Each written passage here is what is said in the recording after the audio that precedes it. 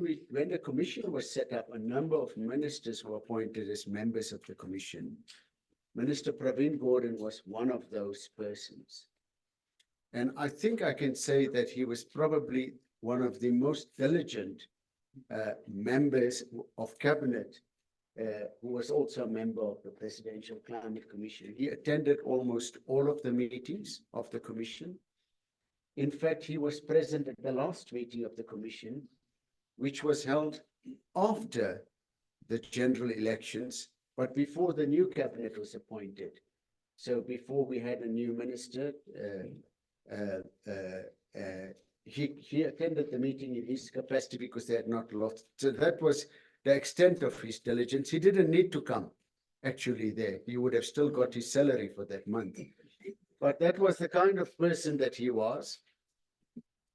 It's an enormous loss to the commission. I can't say, you know, when you have a cabinet minister who's not the environment minister, that takes a serious interest in the work of the commission, that counts for a hell of a lot. So I think it's a very big loss that we have. Of course, the loss for the country is far more enormous. Pravin Gordhan was one of the greatest revolutionaries that South Africa has ever seen, and one of the most diligent people, extremely upright. We all know that he played a singular role in protecting this country from state capture. He did it in a fearless manner. And so as a nation, we forever will owe a debt of gratitude to Pravin Gordhan. And as a commission, and those of us who are involved in the climate change matters for South Africa, we know that Pravin was one of the great champions of combating climate change, and particularly concerned about the impact of climate change on the poor and on communities. One of his big concerns was that the real culprits who have caused global warming, which is the rich North, the United States and Europe, are getting away with blue murder because they succeeded in creating the impression that we Africans are a big cause of climate change, whereas we're not. We haven't caused the climate change. We haven't caused the global warming. We've contributed hardly anything to the accumulation of greenhouse gases. But somehow, and he was one who always reminded us about it. He said, don't forget about the role of the imperialist countries and the former colonial powers in what he said. Those were the words that he always used. So it is with great sadness that we remember him today, and I'd like to ask you to rise in a moment's silence to remember our colleague.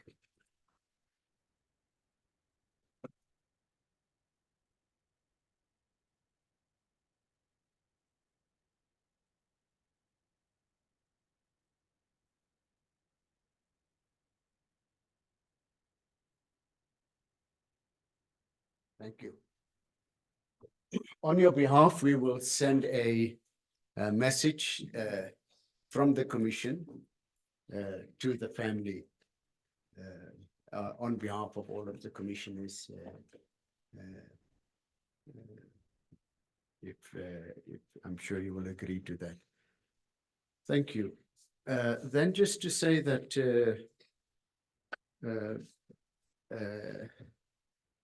we have present here with us Minister Dion George. He's the Minister for Environment, Fisheries and Forestry. On behalf of the Commission, I'd like to express our congratulations on your appointment. We were very pleased to hear the news when you were appointed, especially knowing about your long career in Parliament and your knowledge of public finances. We think will be a great asset, particularly to climate change. The climate change matter, I have been concerned for quite some time that by placing it in the environment department, you relegate it to a ghetto. Because climate change is not just about the environment, it's more about the economy. Because it's about how do you take a high emissions economy and transition the economy to a low emissions economy.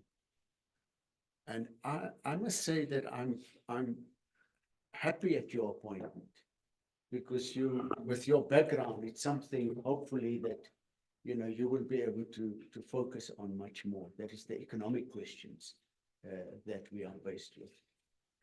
I've said on many occasions that the environment questions have been settled.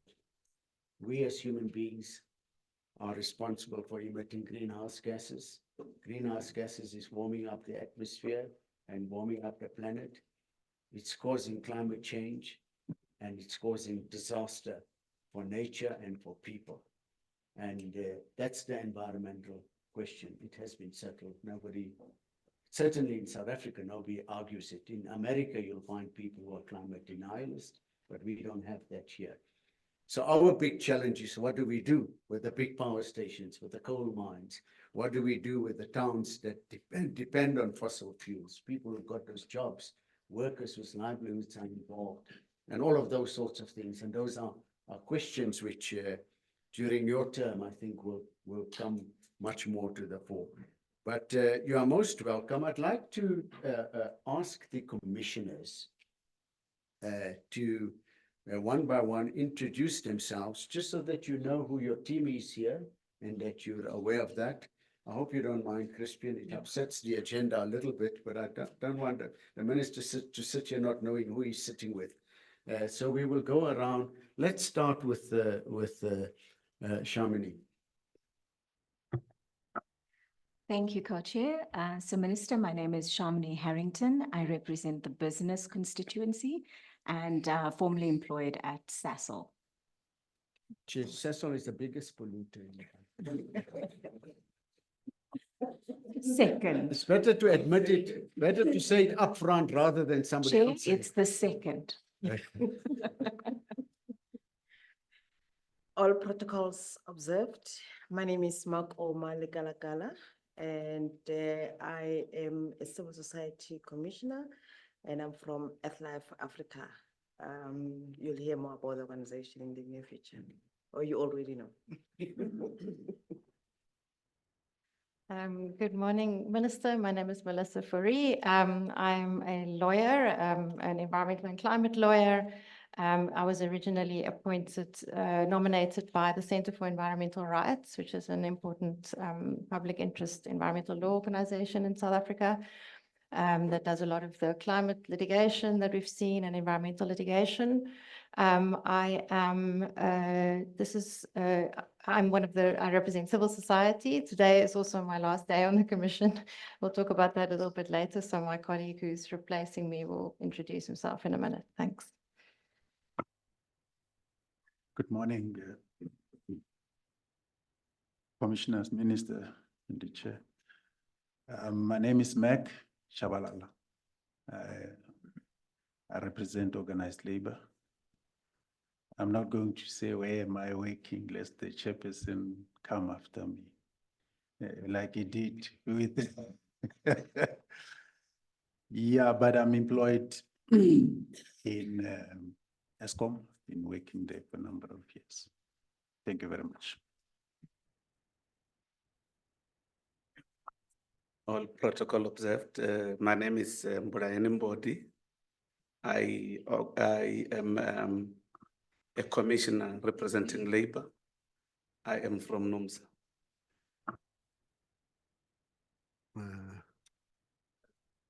Good morning. Again, oh gosh. Good morning again, Minister. Thanks, Deputy Chairman, for the opportunity. I'm Lungisa Fuzile. I work at Standard Bank now, so I'm here because I come from the financial services sector. That's the perspective that one brings here. I've been on the commission for some time now. Scheduled to join, but I'm very happy to be here. Good morning, Minister. My name is Zama Kanyile. I am a commissioner representing business and finance. I'm currently at the Public Investment Corporation. Thank you. Minister, good morning. Jacques Higu, also representing Labour from the constituency from Fiducia. But this is also my last meeting today. But thank you for being here. Good morning, Minister. Good morning, Chair, as well as my fellow commissioners. My name is Ayaka Melitafa, and I represent youth on the commission, as well as working with the African Climate Alliance. Thank you. Louise?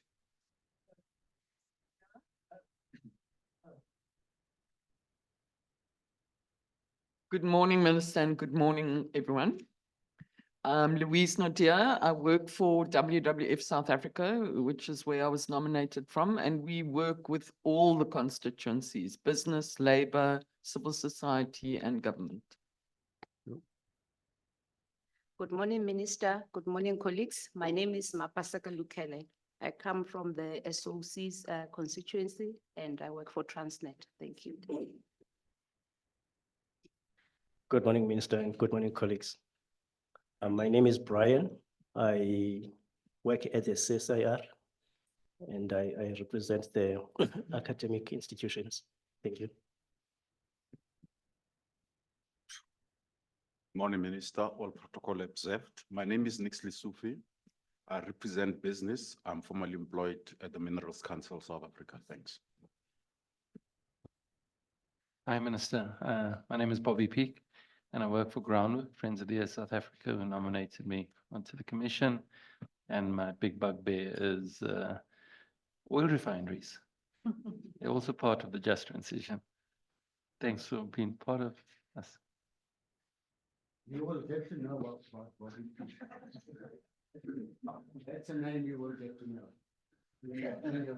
He used to trouble me like hell when I was minister. Morning, Minister. I'm Joanne Bate from the Industrial Development Corporation, and I represent the interests of the economy aligned to the climate change opportunities. Thanks. Okay, good morning, Minister. I'm Gideon Serpentine. I'm independent and been appointed by the committee to chair the Finance and Governance Subcommittee of the Commission.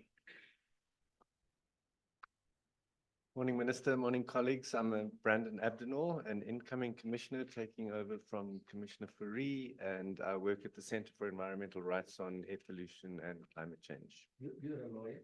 And I'm an attorney, yes. Now, welcome. This is your first meeting. Welcome to the meeting. So nice to have you here and make yourself available to join us. For those who don't know, Brandon is coming in place of Melissa. Come to the commission. Thanks, Deputy Chair. Good morning, Minister. My name is Jan Sarabi. I represent the agricultural sector. I work for Agri-SA.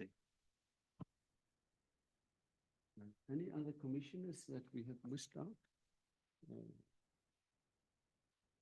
You want to introduce your teams? Too many people. Too many people. Too many people from the secretariat. We can't introduce all the secretariat members now, but I'm sure in time to come, the minister will get to know all of you. Okay, we're going to go straight on now to the report from the executive director on the activities since the last commission meeting. Thank you, Minister. I did want to just briefly note that Mr. Rudy Dix has requested whether his item could come earlier. And I you want to deal with it now? Well, I was going to suggest we take him straight after the minister's made remarks. Okay. If that's okay. Okay, we can do that. So I'll go on to the executive director's report.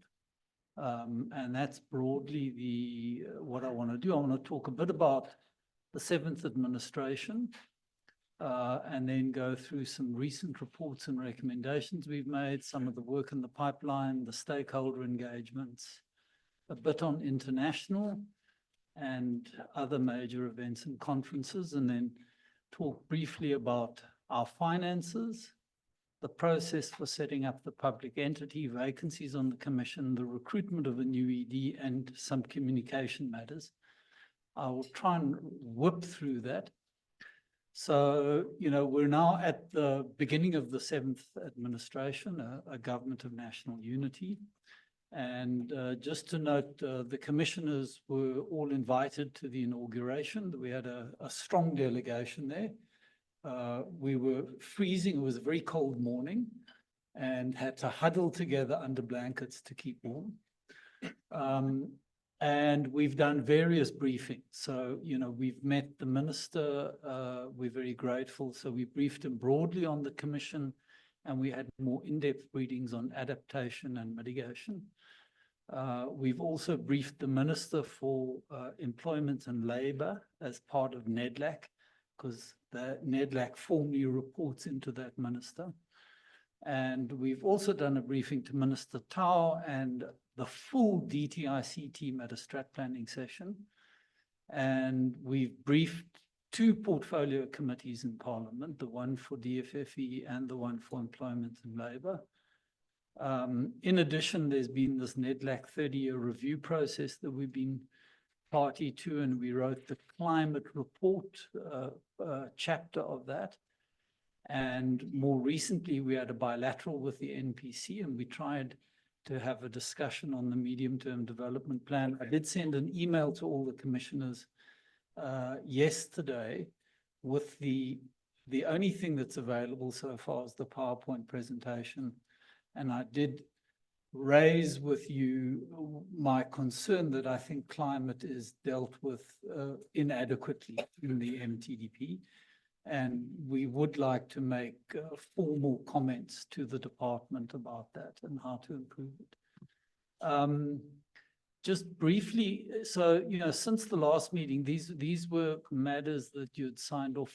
We've launched the State of Climate Action Report, and there was a handover to the DG on the 25th of July. We've launched the Just Transition Financing Mechanism proposals at a symposium as part of the National Treasury Conference on the 15th of July. And we've also released the report on employment opportunities in Mpumalanga at a seminar on the 29th of August.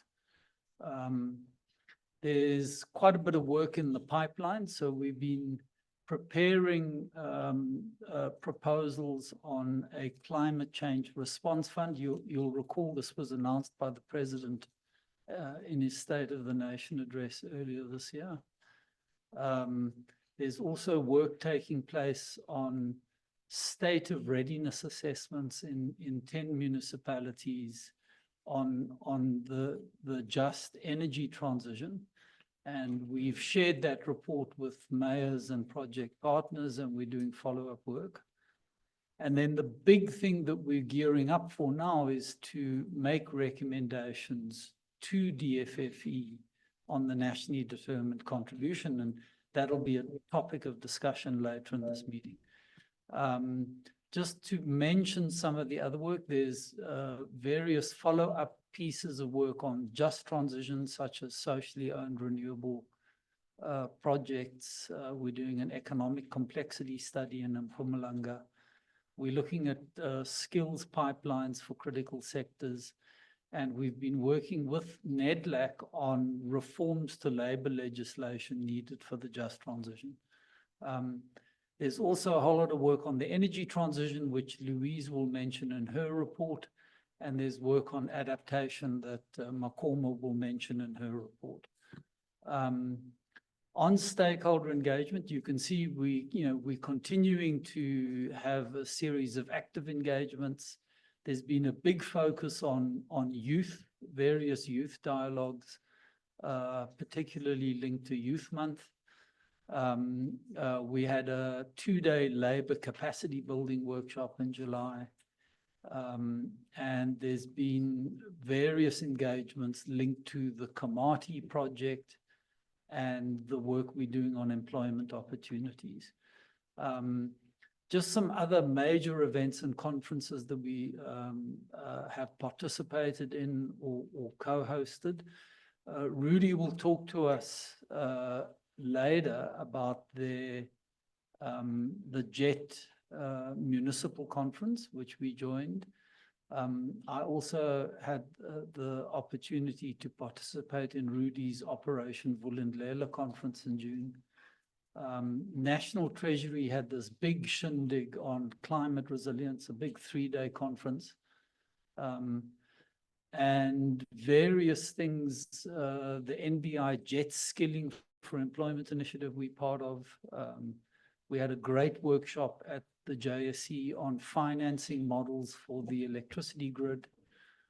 We were invited by the Minister for Mineral Resources to the CCUS pilot in Leandra, so we sent a team there. And more recently, earlier this week, we co-hosted with WITS a lecture series with this renowned author, Amitav Ghosh. And thank you to the commissioners that joined us there. There's been quite a bit of work on the international side. We've had a team that went to Brussels and Berlin, mainly to talk to some of our donors. We did a dialogue on country platforms with the African Climate Foundation and the World Resources Institute.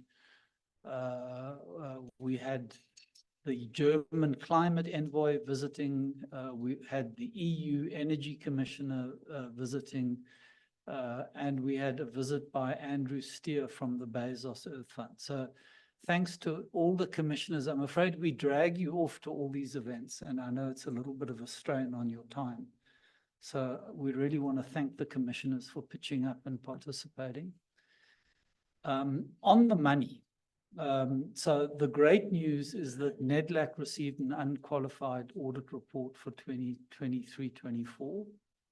In fact, I'm told it's a clean audit report. So there were no matters of emphasis at all in it. Similarly, the African Climate Foundation, they're our fiscal host on the donor side, had an unqualified report for 2023 financial year. Maybe you just want to tell the minister what's the relevance of you saying this first 2 bullet points. Oh, well, Minister, so at the moment, the PCC is hosted at NEDLAC, and we appear as Program 4 on the NEDLAC budget and financial statements. So that's where the bulk of our, well, all the money we receive from government is accounted for through NEDLAC at the moment. It'll eventually shift over to your department, but for the next period, we'll continue to report through NEDLAC.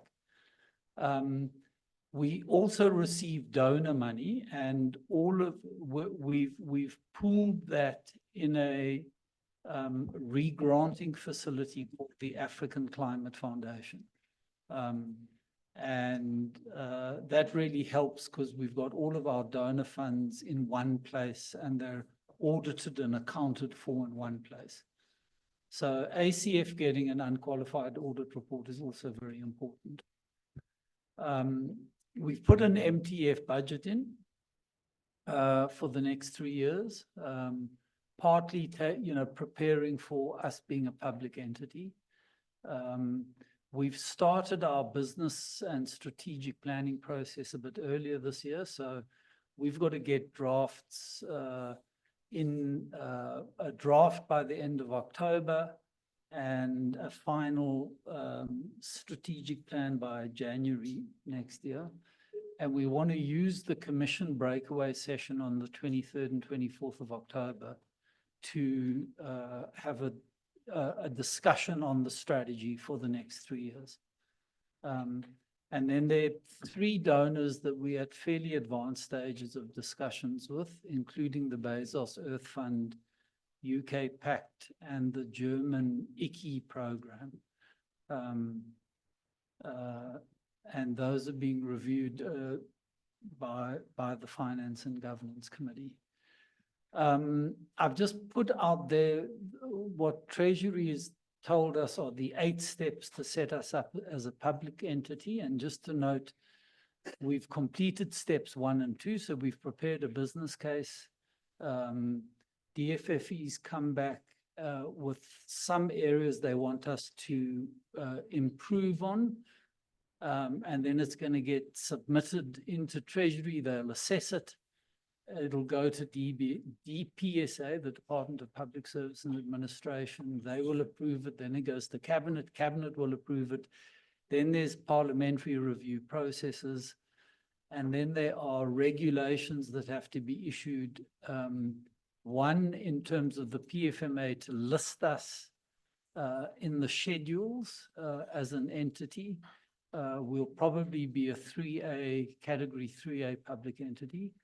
And then there are, in parallel, regulations issued in terms of the Climate Change Act with all of the governance and regulatory issues dealt with. And then only do we have the entity established. So a little bit of a process, and I've sort of repeated it here. We think this process is going to take about 2 years. It may be faster, but in terms of our planning horizon, we're budgeting now for staying at NEDLAC for another 2 years. We don't want to rush this in an untoward way. We are in the process of reviewing the charter. We'll bring it back to you. We'll bring a draft to you to consider in the next meeting. And just to note, there is an MOU. There's an existing MOU between DFFE, DPME, Department of Employment, Labour, and NEDLAC about the hosting of the PCC at NEDLAC. So that's, in a sense, our governing instrument. I wanted to quickly mention vacancies on the commission. So we've got a couple of commissioners that have either left already or who will be leaving in the near future. So there are 5 vacancies, and those are COSATU, ESCOM, CER, the Minerals Council, and FEDUSA. We've spoken to the different organizations and had the nominations listed there. So they will all be in place by the next commission meeting. And it's great that Brandon could be here today to join us. We're just waiting for the FEDUSA nomination to replace Jacques, but I understand that will be imminent. On the new ED, I mean, so as you all know, my contract ends in March next year. We want to follow an appointment process that is broadly in line with the Climate Change Act, even though it's not yet operational, but it could be by the time of the appointment. So we don't want to find that we've appointed an ED and it's not in line with what the Climate Change Act says. We initially advertised for a 5-year contract, and Treasury raised objections to that. And in discussion with the DG of DFFE and the National Treasury people, we agreed to limit it to 3 years. They were a bit worried about the transition into a public entity.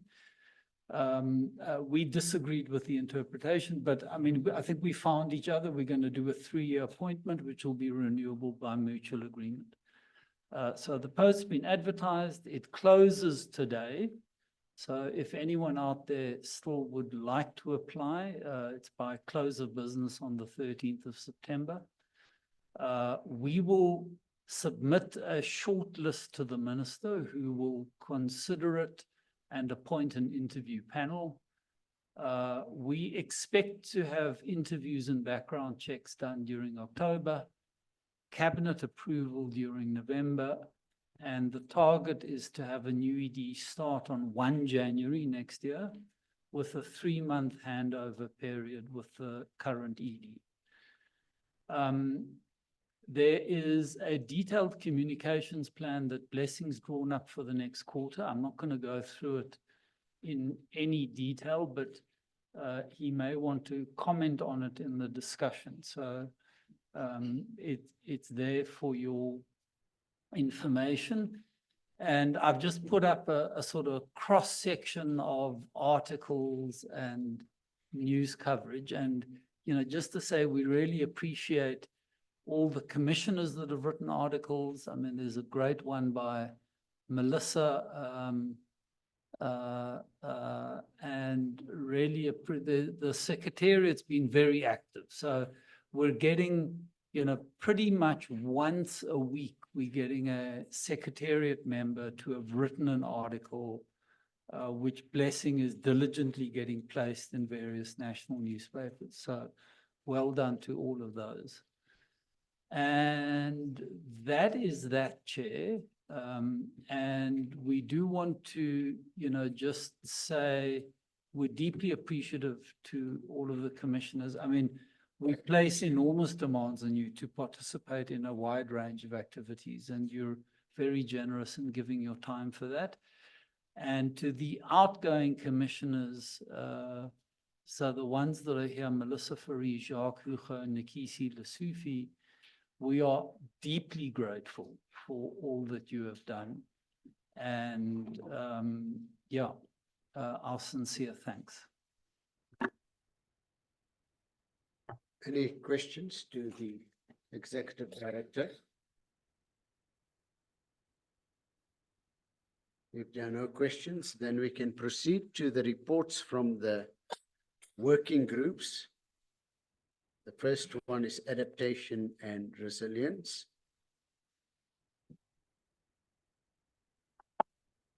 Thank you. Thank you, Chairperson. I'm just going to share highlights of the discussions that we had in the recent Resilience and Adaptation Working Group. In the meeting, the University of Cape Town and the Betha team is assisting the PCC with the development of the concept of the Climate Change Response Fund, as announced by the President, as announced by President Ramaphosa in the 2024 SONA. The following phases have now been completed of the development of this Climate Change Response Fund.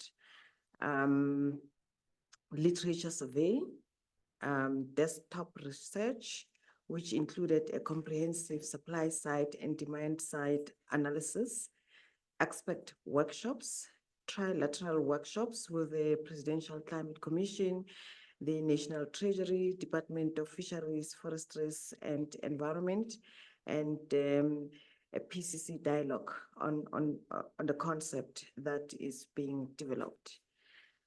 The working group made important inputs to complete the final analysis report with a proto recommendation from the consultation secretariat team. The next steps is going to include a stakeholder workshop to finalize the recommendation that will be tabled in the December PCC meeting to enable the Department of Fisheries, Forestry and Environment to launch a cabinet process early in 2025.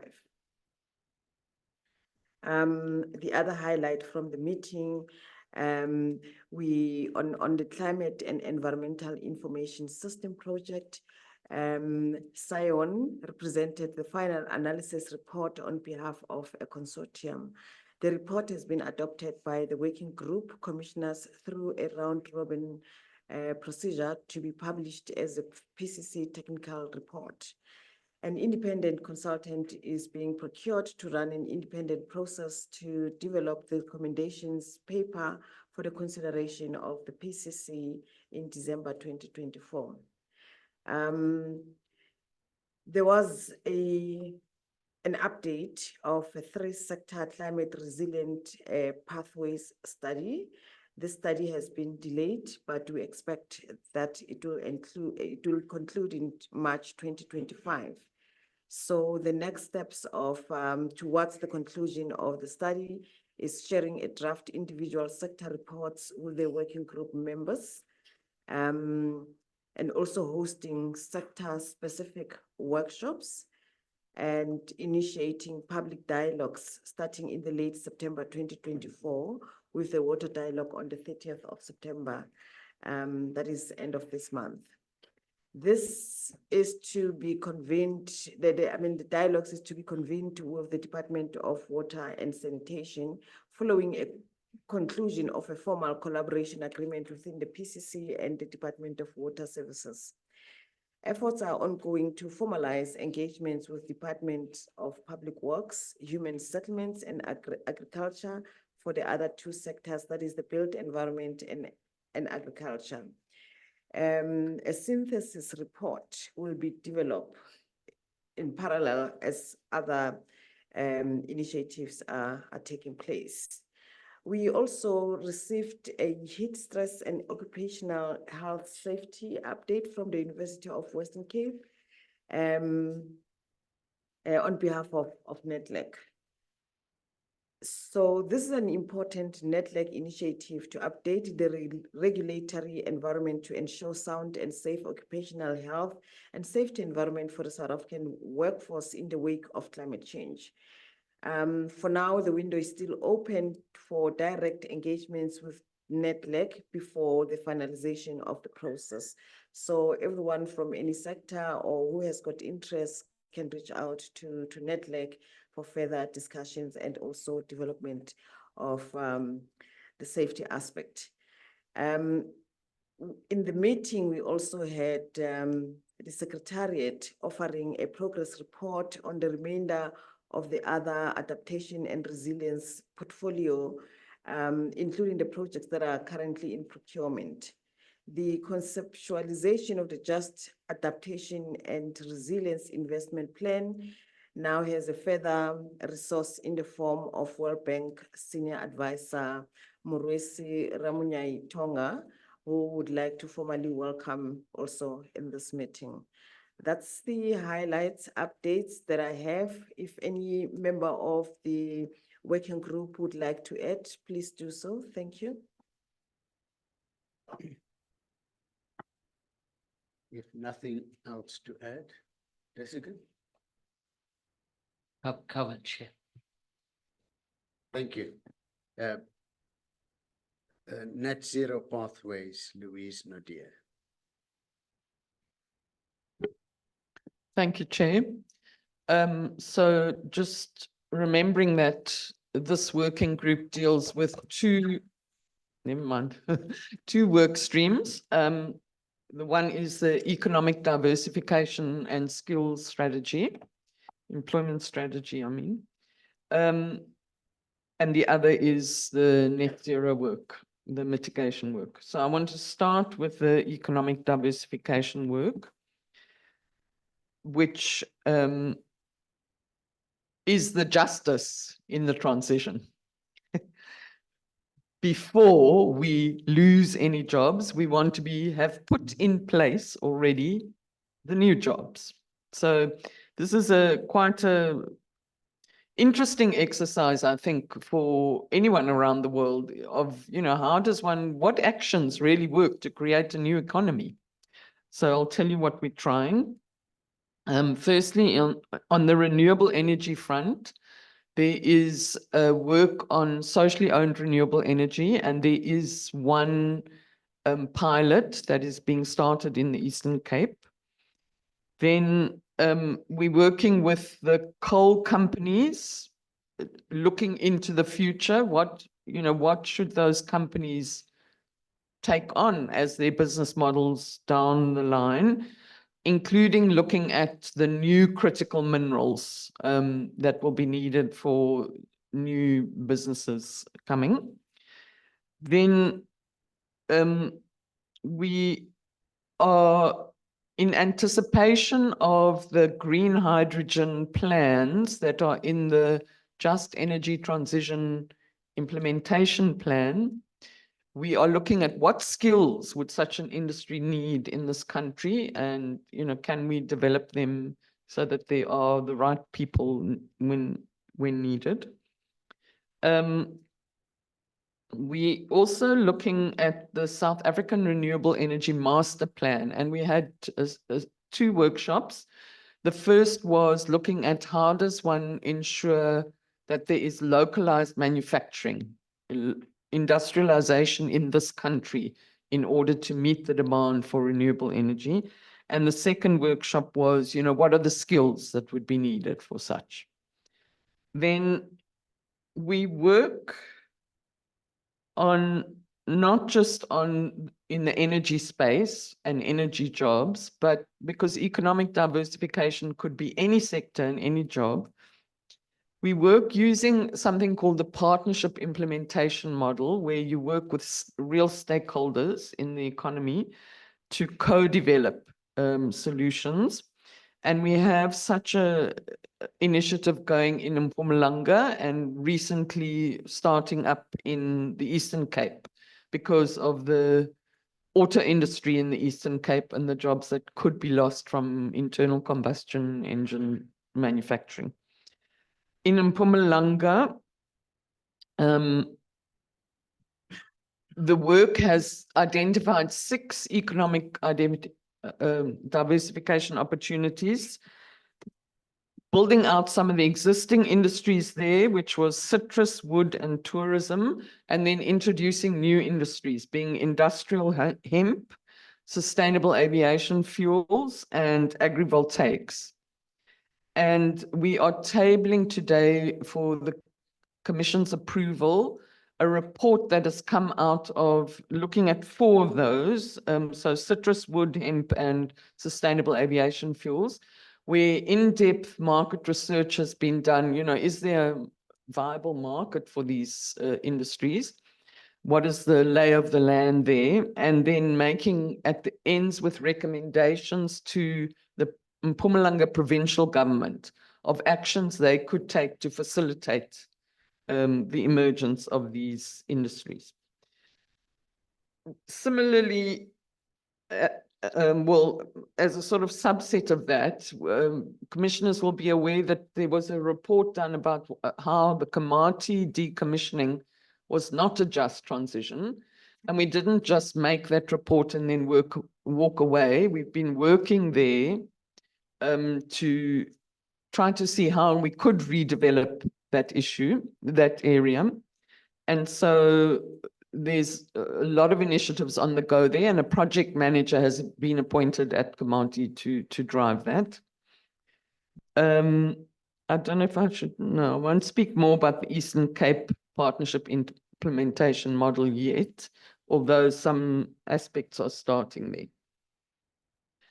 Then on the mitigation side, the net zero side, I would like to remind the Commission that at the previous Commission meeting, we tabled the results of some modeling research we'd done, which looked at what if the rest of the world goes on a 1.5 degrees centigrade aligned economic pathway, and we do or don't, and what if the rest of the world doesn't? And just to remind you that if others do nothing and we do net zero, our GDP rises quite markedly. If others do something and we do something, our GDP also goes up. If others do something and we do nothing, our GDP drops. So that's by way of introduction to the fact that we're looking at the question of the coming NDC, the nationally determined contribution that South Africa has to table and update to the UNFCCC early next year. We're looking at it through the lens of what needs to be in an NDC to maximize socioeconomic benefits.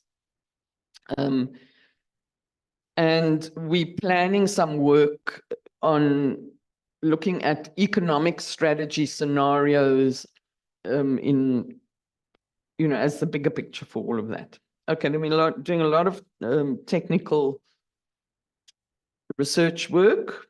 With the University of Stellenbosch, we're modeling the grid, you know, like where are the wires running, where's the power coming from, what is the capacity that can deliver, and what finance is needed, what investment is needed for that, for various levels of penetration of renewable energy. We are looking at, with the Sustainable Energy Africa and a learning cohort from key stakeholders on the electricity market design and pricing, to understand, you know, how what are the options for electricity market design? What are the implications of those and the costs involved? Which I think, is very important in terms of justice, because electricity for the poor has to be affordable, if not free. Then very exciting news is that we're working closely with the Department of Transport on a new green transport strategy. There is one in place. I was part of the reference group for that. And I must say, I failed to spot a weakness in it at the time. So I'm very happy that we are climbing into it again. And it will also then involve a just transition plan for the transport sector. And then just one thing I wanted to mention, it's sort of crosses back into the economic diversification question. We had a webinar on climate change, trade, and biodiversity. So, looking at the interlinkages between those aspects and what the implications are. And I will close there, Chair. Thank you, Louise. That's an enormous amount of work. I know. That you've put And I didn't even repeat it or report it all, Deputy Chair. Thank you very much. Let's go on to climate finance. Shamini Haddington. Thank you, Chair. So we've also had a very busy quarter. I'm going to highlight some of the key projects and initiatives and meetings that we've had. I'm not going to go through all of them in the interest of time. The key one, which the ED did mention, was that we launched the Just Transition Financing Mechanism, which was quite a pivotal piece of work for the working group.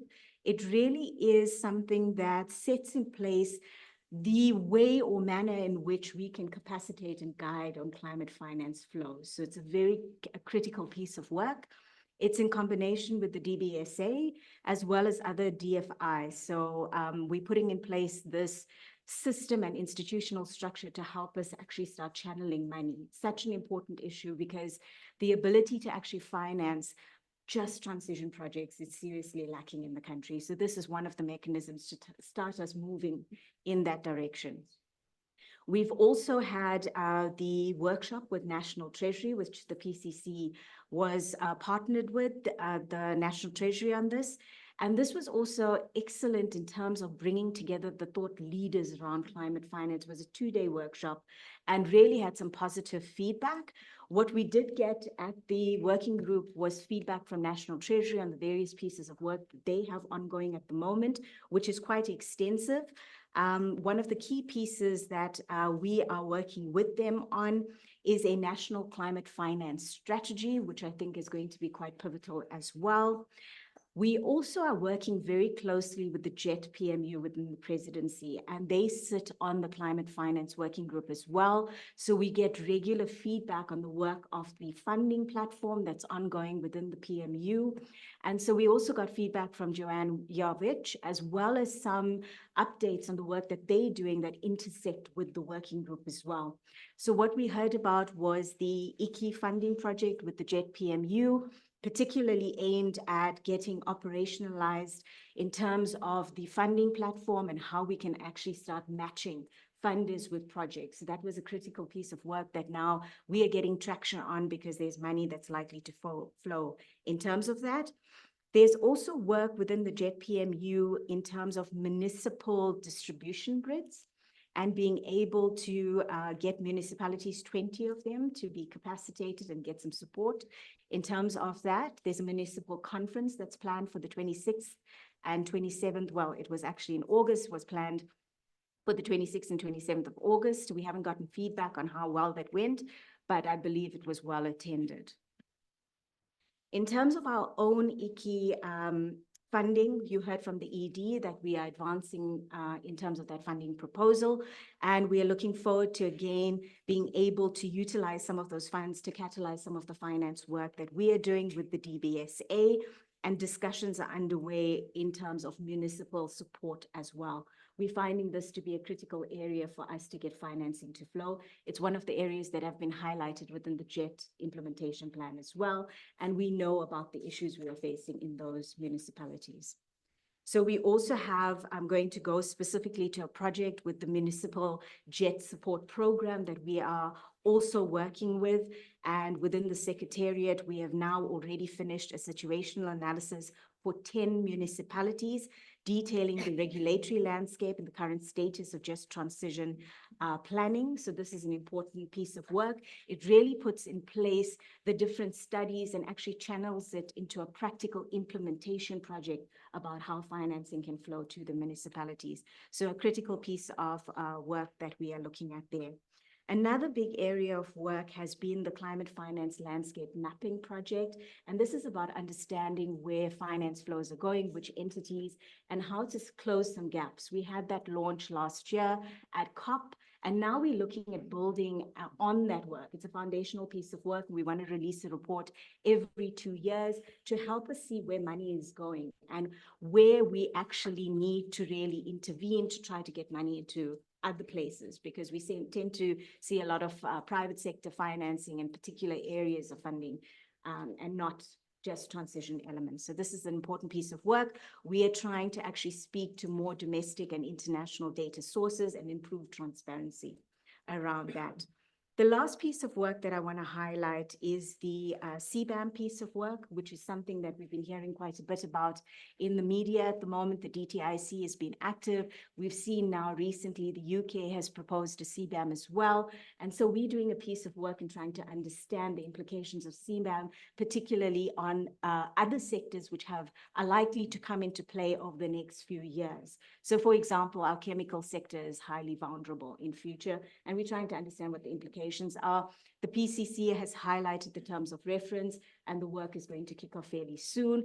And we, as the working group, have advised that we need to start working much closely with government, particularly the mandated department in this regard, because there are submissions that are being made to various bodies at the moment, particularly in light of G20 and various other discussions that are due to take place next year. So with that, I'll stop there, Chair. So lots of pieces of work as well. Thank you. Thank you very much. We then go on to the report from the Monitoring and Evaluation Working Group. Melissa, please. Thanks, Deputy Chair. So the Monitoring Evaluation Working Group, just a reminder that our overall approach is to take the temperature of the just transition, how, as we say, goes the battle on climate change and the just transition in South Africa, but also to be curious about why things are unfolding in a particular way and what we can learn to improve our practice in a way that builds trust and accountability, and give that advice to decision makers, and particularly those in government, even if that advice is not always popular. So I'm going to speak about 3 pieces of work in this working group. So the first is the recently completed State of Climate Action Report, which was the first of its kind, which was launched in July. This happened incidentally just after the President signed the Climate Change Act. So it was an opportunity for important communication around the need for urgent climate action. One portion of the SOCA, as we call it, was the Human Science Research Council Social Perception Survey on Climate Change and Just Transition, and with some really interesting findings, you'll remember. And that report will be launched separately next week on the 18th of September, for those of you who can join that. The second piece is the coordination and oversight work the PCC has been doing at Komati Power Station. So obviously the PCC is not an implementing agency, but we accepted this temporary coordination responsibility given the unique and urgent situation that was unfolding at Komati, and to support key actors like Eskom. So the PCC has been convening monthly meetings of stakeholders to ensure both progress and alignment at the request of former Minister Creasy. And that work has grown into several work streams now, looking at different aspects of the interventions here. I won't go into detail, but it's community development, long-term regional development, the power station repurposing, decommissioning, economic diversification, infrastructure, social services, mobilizing financial resources, communications, monitoring and evaluation, all led by different stakeholders. So it's a huge collaborative project. And we are very fortunate that we now have a project manager to add some dedicated capacity to this coordination role. Notiswa Lebala is here somewhere. Where is that Notiswa? There in the back. A huge welcome to Notiswa, and she's just started work this month. And we wish her well with this very important task. The Monitoring Evaluation Working Group itself is adding two pieces of work to this process. The first is the work that has been done on developing a community planning protocol. I've spoken about this before, that sets standards to achieve procedural justice, that puts communities at the center of decision-making, in engagement with communities and other stakeholders at Komati and other decommissioning areas to follow. A lot of our thinking is thinking ahead already, not just focusing on Komati. That protocol has been developed by working group members in collaboration with Adudu Sabia and her colleagues in the Mpumalanga provincial government and the Komati Steering Committee, which consists of the ward committee plus other representatives of the community. So some interesting new institutions we're seeing developing on the ground as these projects unfold. The idea is very much for this protocol to guide work at future decommissioning sites. Of the protocol. The second piece of work is a detailed report for the fourth quarter commission meeting on how things are going at Komati. You might remember that there was a report in June, and we'll do a follow-up, which is a 1-year on report and measuring progress against the PCC's recommendations of November 2023. And we'll soon start doing interviews with stakeholders, etc. There's a lot that can be said about Komati and the work that's happened there. And so since this is my last PCC meeting, Deputy Chair, I'll maybe just leave you with a couple of thoughts about that. And also just maybe to manage our expectations around what can be achieved at Komati, and maybe also to take some pressure off Notiswa in this huge task. I mean, I think first we need to be honest that while, of course, doing training and creating job opportunities, which is a very difficult thing to do, and although that is key, a lot of the work that's happening around Komati is about restoring basic services, human rights to the community. Access to water and electricity, decent education, facilities, primary health care, roads and infrastructure that allow people to live decent lives. And when people have access to those services that they are entitled to, they are more likely to find and create employment. The second thing is, well, just first of all, to say thanks to all the institutions and stakeholders who've joined that process coordinated by the PCC and to kind of resources that have gone into this. But I have to caution against kind of overemphasizing the role of Komati in this whole just transition. Mistakes were made, and while we're certainly doing better than we were at the beginning of the year, Komati is unlikely to be a flagship project that it could have been had we planned it and executed it properly from the beginning. And with the information we have now, because this is a massive learning process, not just for the people working on that, but for our whole country. So it's really important to take the learning of that mistakes and the work of the last year and take this forward into accelerating and enhancing the planning for the transitions to come at Indrina, Grootfontein, Arnott, and the whole region. Just finally, the M&E working group this is the last project I'll mention, is looking at undertaking a number of strategic rapid evaluations, which is a specific tool that comes out of our monitoring evaluation learning framework. You'll remember us tabling that, I think that was in June. The first evaluation prioritized relates to municipal disaster readiness. And the team is currently considering a 2-year assessment of disaster readiness at eThekwini Metro. So this would be a follow-up report on the PCC's early analysis following the KZN floods in 2022 undertaken by the Adaptation Resilience Working Group, benchmarking against what the PCC recommended versus what's actually happened over the past 2 years since that disaster. Thanks. Thank you, Melissa. You need to be congratulated and the team that's worked with you on the state of the climate report. I think that's a massive achievement. And it has the potential of becoming the annual signature output from the Commission, which everybody can relate to, and that's the beacon So where are we in South Africa as far as climate change is concerned?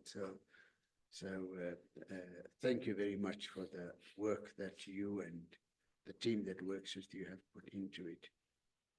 Also, thank you for the comments you're making about Komati. I think those are very instructive, honest, straightforward. And I think we all need to look at that very carefully. I know that you personally invested a lot of your time and energy on Komati. And the way we understand it is really going to have a huge impact on other huge fossil fuel plants coming up in the future. So that's really very important. Thanks for all the efforts that you've put into that. Yes, Brian? Just a short comment to Melissa and thank her and her group for the work they are doing.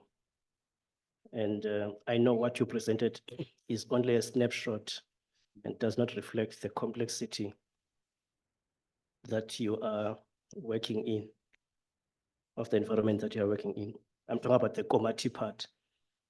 I just have a question for you, an invitation, just take a minute or two and comment about the nature of cooperative governance currently in Komati. How would you frame it? How would you describe it?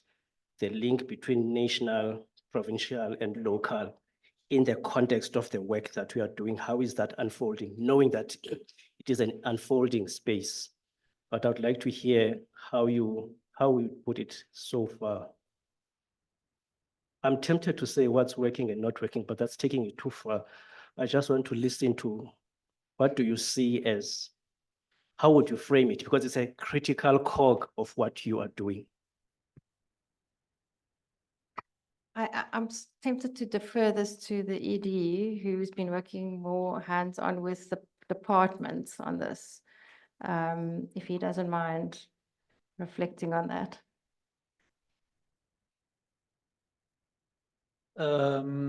Well, let's say Brian is pressing on a sore point. I think he is accurately indicating that cooperative governance with respect to key initiatives like Komati leaves a lot to be desired. And in particular, we have struggled with the local municipality in terms of taking responsibility for some of the core infrastructure services. In a sense, you know, as Eskom walked away from its responsibilities, the local authority did not pick them up, and most of those services collapsed.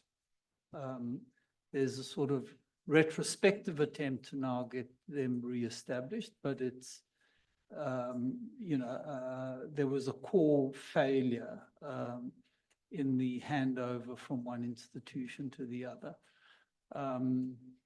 I think similarly in terms of the province, I mean, we've been struggling to get there's broad commitment from the DG's office, and they've been actively coming to Komati meetings.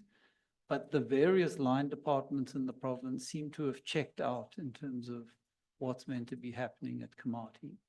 And again, that's a work in progress. I mean, I think things are starting to correct, but it's going to take some time.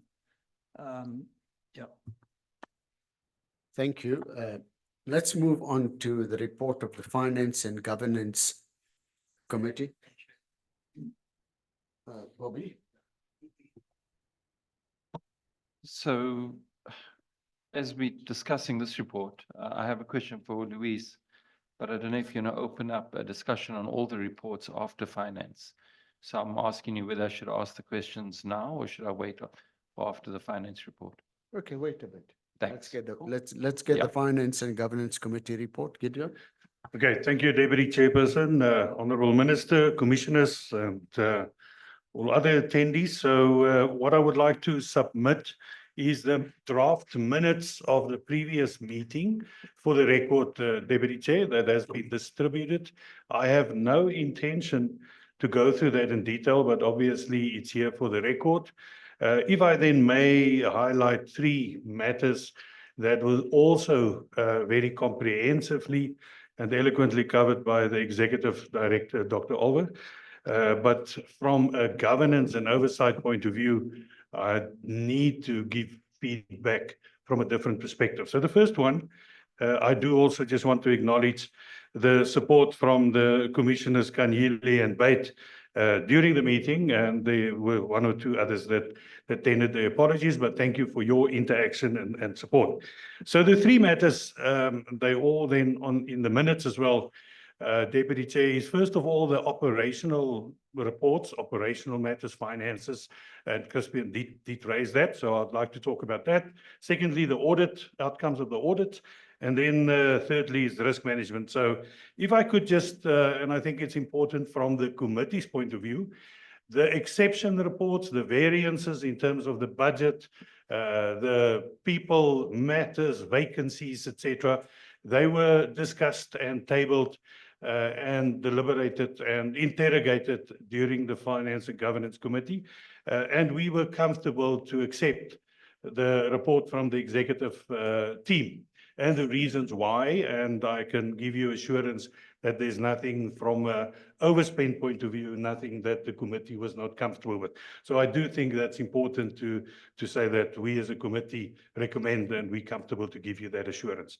Then secondly, the outcomes of the audit. Minister, and I'm not going to go through that again, Crispian has explained the link and association with net lag, as well as then the ACE for the investments in the donors. What I do want to say is the outcome of both audits were unqualified.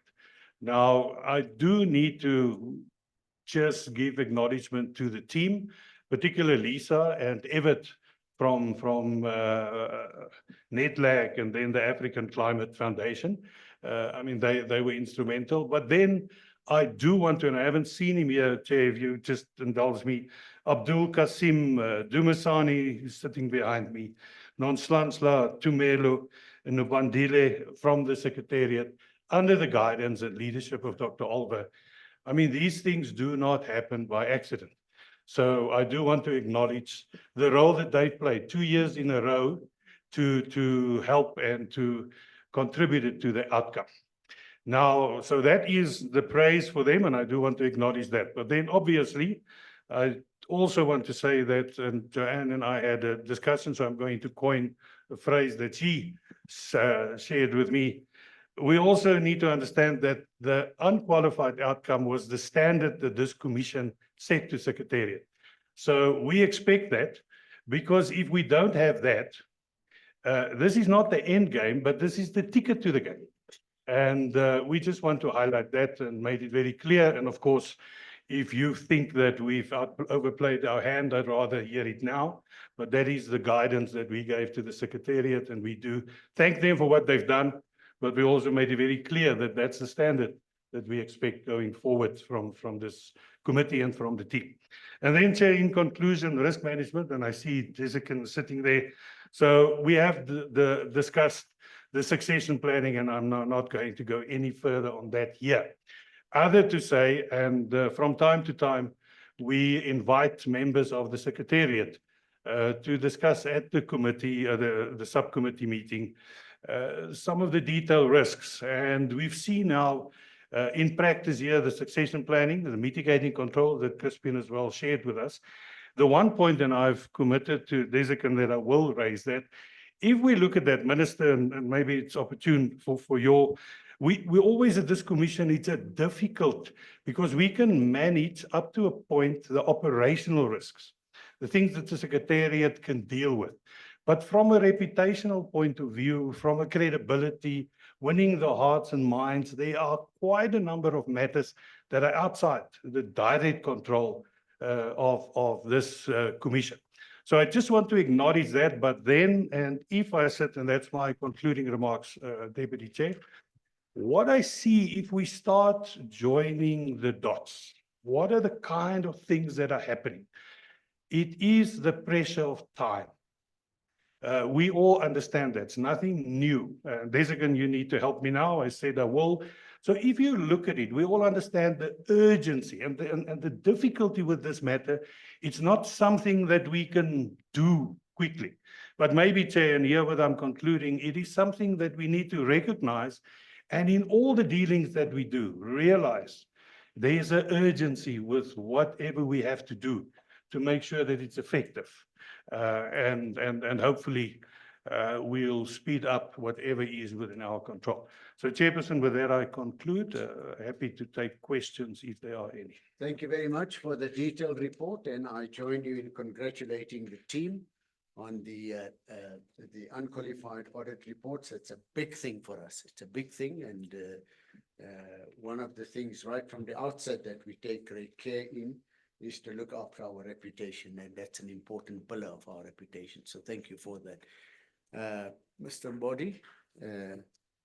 Thank you so much. I just want to, I don't know whether I'll frame it as a question or as some input. I think we do consider quite a lot when it comes to the management of the PCC structure, I mean the secretariat structure. I want to make a point that perhaps we must also look at the staff and the structure and see if there's a risk connected to that and how do we mitigate those. Because we can't be, as commissioners, stronger than the engine that should keep us going. Good. And it can't be just leadership that we consider very important, but we need to drill deeper to the staff and the structure and manage the risks. Thank you, Mr. Shabalala. Thank you, Chair. My question goes to Comrade Louise, the work that you are doing in your work group.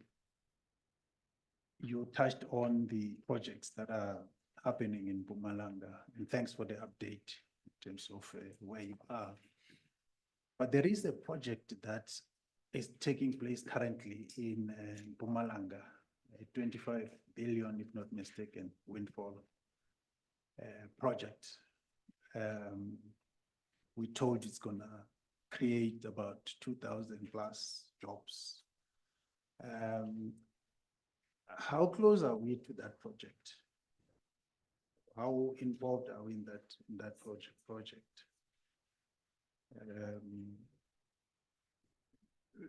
Because I think it's important you emphasized on jobs first in your report. It's important to also follow in terms of jobs that are going to be created in the construction phase and post the construction phase. So I'm just checking whether as a PCC we are following those developments in that area. Thank you, Chair. Thank you. Bobby? Yeah, thanks. Thanks, Chair. I just want to thank all the chairs of the working groups for guidance and the work that has been done. Thank you for that. The first reflection is on your discussion, Louise, on this introduction or issue around wood. And I'm not too sure how the working group understands wood as an economic driver. But what I would be worried about is the expansion of the timber plantation in Mpumalanga, because essentially it looks like a land grab by the industry. Or it could look like a land grab by the industry if the water regulations are relaxed.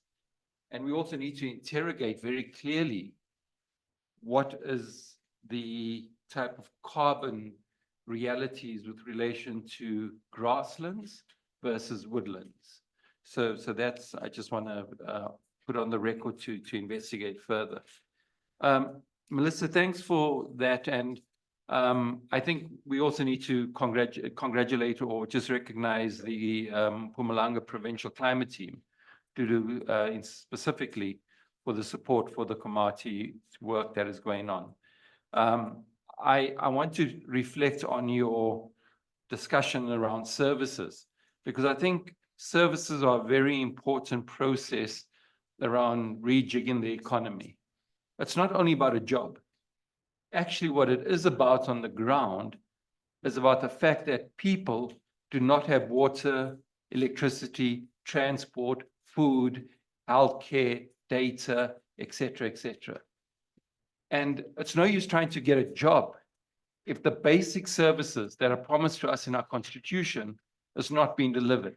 And if that is delivered, we will kickstart and make the economy happen.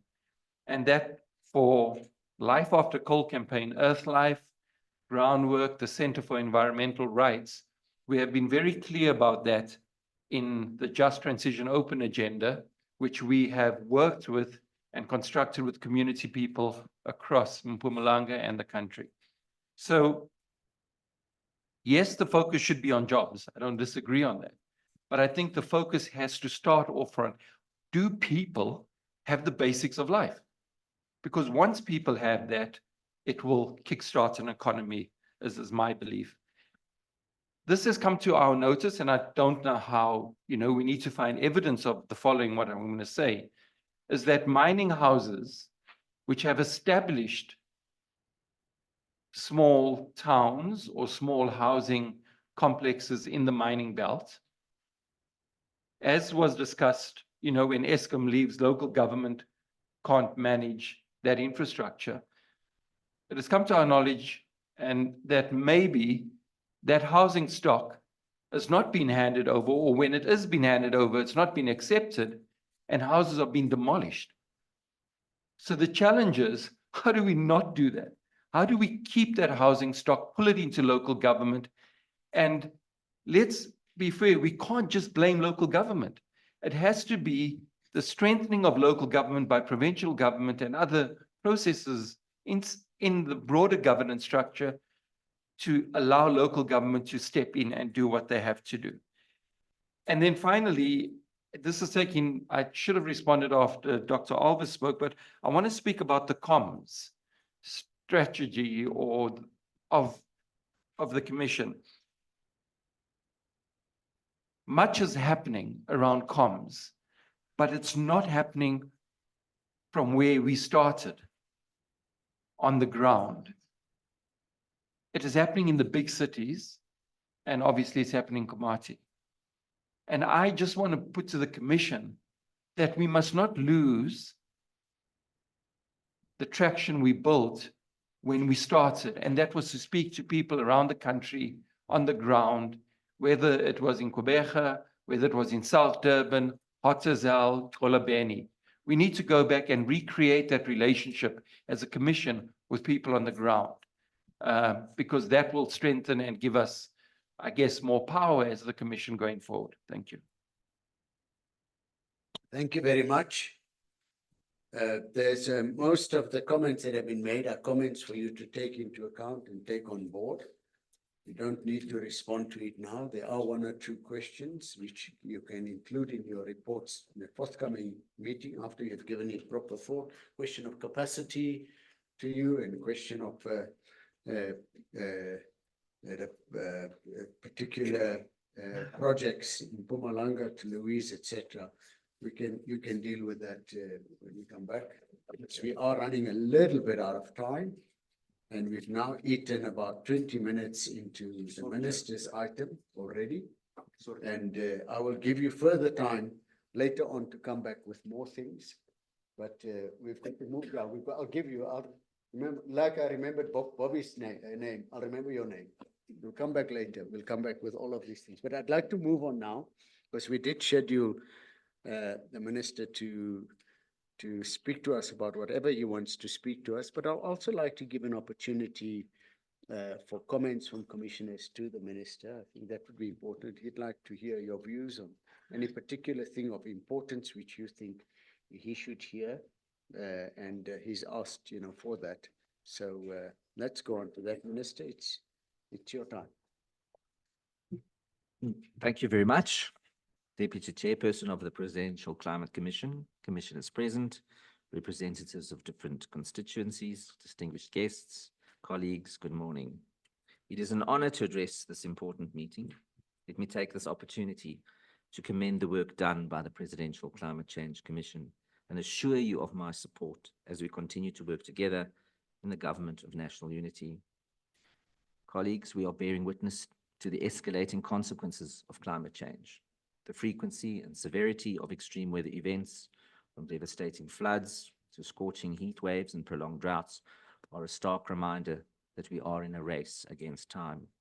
Fragmented efforts are no longer sufficient. We must unite across all sectors and levels of society to confront what is an existential threat. The timely release of the State of Climate Action report shortly after the President signed the landmark Climate Change Act marks a crucial turning point in our national response. The report highlights the reality of climate change impacts on South African lives and lays out a clear roadmap for improved coordination across all levels of government, a necessity if we are to face this crisis head-on. The report's stark findings that funding from both the public and private sectors towards achieving climate goals have fallen short of global requirements must serve as a wake-up call. The threat of climate change undermining our hard-won developmental gains is real. We need a united front with increased investment and collaboration if we are to achieve our objectives. It is only through strategic partnerships with civil society, academia, business, and labor that we can mount an effective response. As the report aptly identifies, fragmented responsibilities across sectors have hindered our ability to respond effectively. This underscores the urgent need for the Climate Change Act to become operational to enable a united and coordinated approach in our response to climate change. The Act reinforces our pledge to the global community that we are committed to work towards a low-carbon South Africa while balancing the urgent need for development. It also guarantees that South Africa will remain a responsible member of the global community and contribute meaningfully to the effort to curb global warming. Crucially, the Act ensures the continued operation of the Presidential Climate Commission as a vital advisory body, which is now formalized under the Public Finance Management Act. While the Department of Forestry, Fisheries and Environment retains responsibility for policy planning and regulation, the Commission will continue to play its invaluable role in providing expert guidance and oversight. Since my appointment in early July, I have had several engagements with the Commission and am impressed at the depth and scope of the work they've delivered thus far. It is truly a world-class effort. The formal establishment of the Commission underscores the vital role of multi-stakeholder engagements in effective climate governance. It provides the requisite platform for ongoing dialogue and ensures that the principles of a just transition remain at the heart of our climate strategy. Another cornerstone of the Climate Change Act is the introduction of a financial cost for carbon pollution, which will serve as a powerful mechanism to equitably incentivize emission reduction across all sectors. This approach seeks to strike a balance between environmental protection and economic prosperity, which will facilitate a shift towards a greener economy while protecting jobs and fostering a low-carbon society. South Africa's path to a sustainable and green future hinges on access to scaled-up, predictable finance, particularly grant and concessional funding. Such support will unlock crucial investments, mitigate risks, and cultivate a thriving environment for clean technologies. In compliance with the Paris Agreement rulebook, we're also preparing our biennial transparency report, which will be submitted by 31 December 2024. This report will enhance our reporting capabilities to the UNFCCC and demonstrate our commitment to transparency and accountability on the global stage. Additionally, we have released the draft sectoral emission targets for public comment. These targets, which underpin the implementation of our nationally determined contributions, are informed by comprehensive sectoral policies and measures. This ensures that climate mitigation becomes an integral part of government planning and performance monitoring. Lastly, South Africa's sophisticated greenhouse emission monitoring system has been instrumental in shaping our carbon tax regime. We are now taking steps to integrate the system with the tracking of carbon budgets and mitigation plans mandated by the Climate Change Act. This comprehensive approach will further strengthen the monitoring and evaluation framework for South Africa's climate actions. Colleagues, The trials before us are immense, but our collective resolve is greater. The future of a resilient and low-carbon South Africa rests on our shoulders. It is incumbent upon each and every one of us to stand alongside the government of national unity in driving a unified national climate response. Thank you. Minister, the floor is open for anybody who wants to respond to what the minister said, or it's an opportunity to any particular thing. It's not an opportunity to make long speeches, but an opportunity if there's something in particular that you think you want to say to the minister, this is the chance, including you, Executive Director, and your team. You know, just feel free to chip in.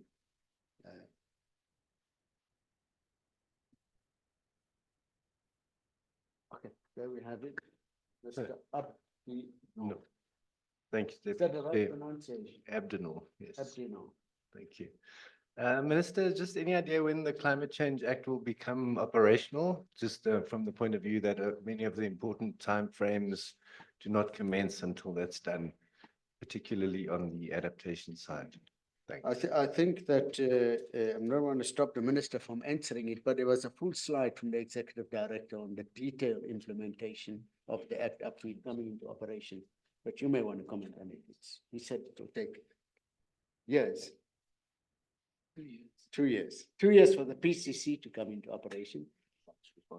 Maybe just deal with it. How do you see it? Yes, indeed. It is a very good question because obviously what, you know, we know this as South Africans, and I think the world watches us with great interest, is we have really great intellectual capital, we have great plans, and we do very good things, but we battle on the implementation side. That is where we battle.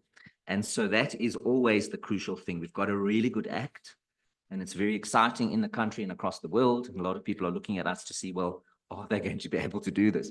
But the fact is, yes, we are. So to your question is, yes, indeed, I have got a department, a branch within my department that is exercised full time now on getting this implemented. We have a timeline, we have a time frame, etc. And I've got that as one of my top priorities, obviously. So it is going to obviously take a lot of time, effort, and coordination. But I am certainly committed as the new minister in the department and responsible to do the things on time. And I think the crucial thing is that there is an immense political will everywhere. We are all united on that to get it done. But obviously the most crucial thing is we need to get it done in a way, as we've discussed before, that leaves nobody behind. Because what we don't want to do is have a very speedy process, for example, that then leaves that, for example, like the Komati model, it's not the model that we want. So the crucial thing is that, yes, indeed, we are moving along very nicely. The plan is there. And at the same time, we want to start new economies, especially in the green space. And that, of course, lies also in my department. And I also have a strategy for that as well. So we're very much on it. And the show is very much on the road. Anybody else? Mr. Shabalala. No, thank you very much. Thank you very much, Chair. Minister, you touched on us racing against time as a country, given our experiences as a country when it comes to climate change. The shifting of the decommissioning roadmap to 2030, I guess it speaks to what you have just said now. I would like to know your department's take on that specific issue. Thank you very much. Yes, thank you very much. It is not an easy thing to have a transition. We know this. And so if we make mistakes, like we've seen at Komati, it can have devastating consequences. So my predecessor did actually give exemptions there were timeframes, etc. And the reason for that was because we cannot have a situation where we have people, a large number of people that are left behind in a world-class system, yet people are left behind. Therefore, we do intend to move with speed. I also am exercising my mind in terms of when the requests come for more exemptions, for example, or longer timeframes. What will my response be? Obviously, my response at that time will be, let me look at all the information, etc. Right? So the crucial thing is what the articulation is and what the strong political will is, certainly from the government and my own department, is that we must get moving on this. Speed is too slow. I had a meeting with Germany, actually, because the German minister indicated that South Africa was moving a little too slowly. And I said, we know this, it's not necessary to actually say it. We know that already. And we are obviously a sovereign nation, and we move at the speed at which we can move. So we move as fast as we can within the constraints that we have. We have developmental complexities. They are just there. We don't cry about the past. We focus on the present and look to the future. Fact is, they are there. So those are all things that we will grapple with. So I think it's not the simplest of answers, because we have a time frame, it's written down, etc. We have an act and it will roll out. There's no doubt about that. But what the factors are is what we do when we have the realities that we have. That is the crucial thing. So obviously, this is the beginning of an engagement. The Commission will carry on going. We will have a lot more discussions over time, and we'll see how it's going. Nobody has a crystal ball, but crucially, every decision that is made will be towards getting the Act implemented and getting the transition done, because when I was in China recently, I did have a briefing from the United Nations on the implications of climate change, what it means to countries. For example, what does it mean to Pacific nations, for example, that may end up underwater in our lifetime, for example. So the crucial aspect is obviously we are sensible citizens in the world and we want to do the right thing. No doubt about that. And we have to do that within the realities of what we have. Thank you. Good, thank you, Minister. I'm going to suggest on this issue, I mean, Rudy and the JET IP team has been grappling with it, so I'm wondering if he can also touch on it when he gives his presentation. And we could maybe, I know Melissa's itching to come in on the minimum emission standards, but I'm wondering if you could hold that point until after Rudy is presented. Is that a climate change matter? Okay.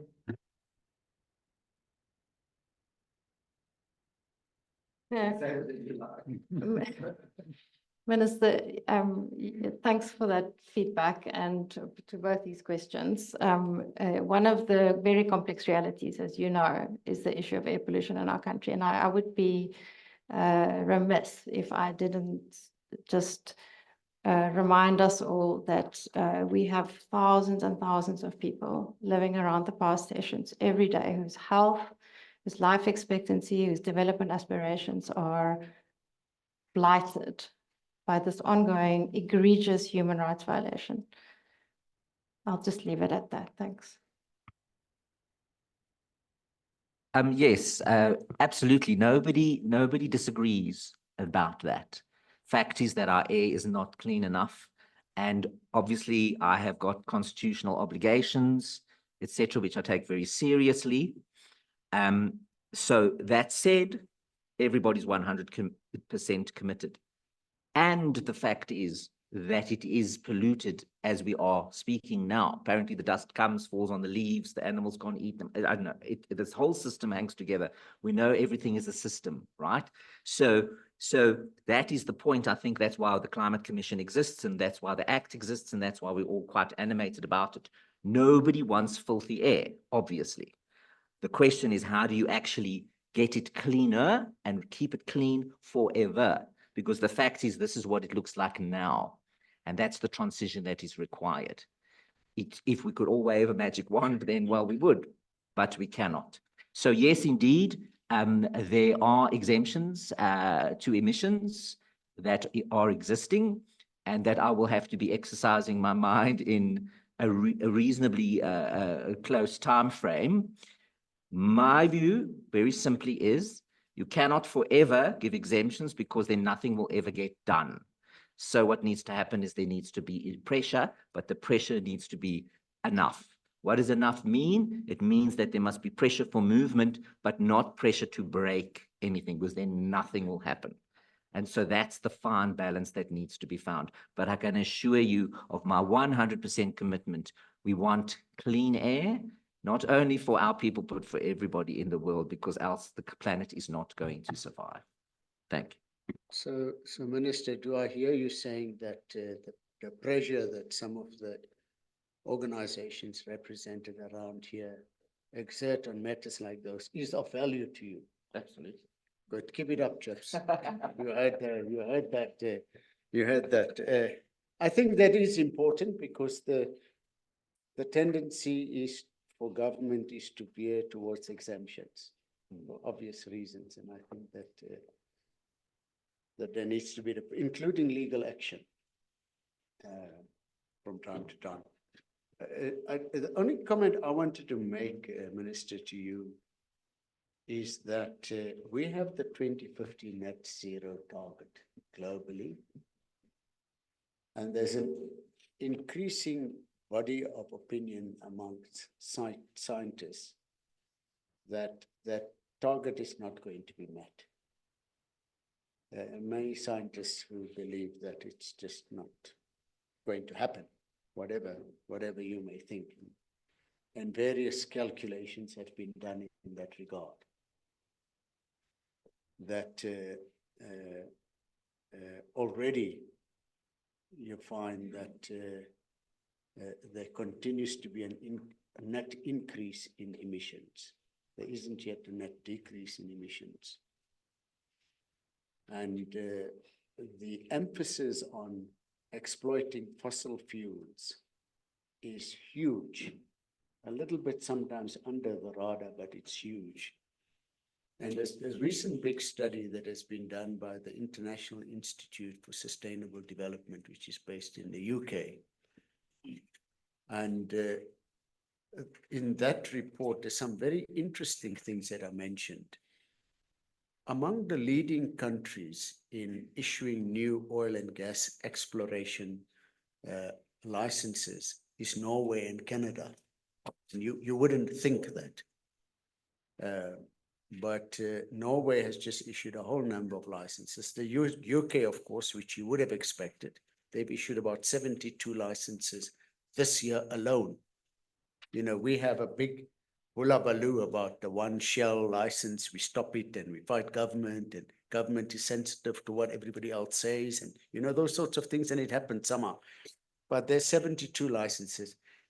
Under the Biden administration, there's been a huge backtracking on climate change issues. During Biden's term, the United States has issued just over 1,700 new oil and gas exploration licenses, new, not the existing ones. So you've got, it's like hardly possible that the 2050 targets would be met. In the global multilateral situation, you know, I suppose there's nothing else that you can do but to say that that's the target and give us your NDCs and do this and do that. But we need to, especially as South Africa and as an important voice in Africa, we need to be talking about this thing and we need to be highlighting it. Because the truth of the matter is that if South Africa meets all its NDC targets, and if the rest of Africa switches over completely tomorrow to renewable energy, it's actually going to make no difference to the 2050 net zero target, no difference whatsoever.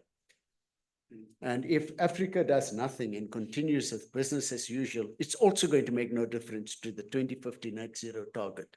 If one does the actual calculations and the data and you look at the numbers. And so it's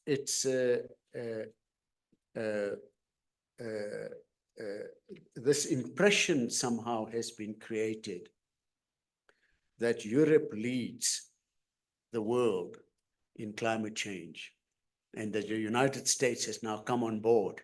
And Norway is a very good country because it's Norway. You know, the Nordics are good, supposed to be good about everything as such. Canada is supposed to be good. But Norway, Canada, and Australia are the leading culprits in this whole thing.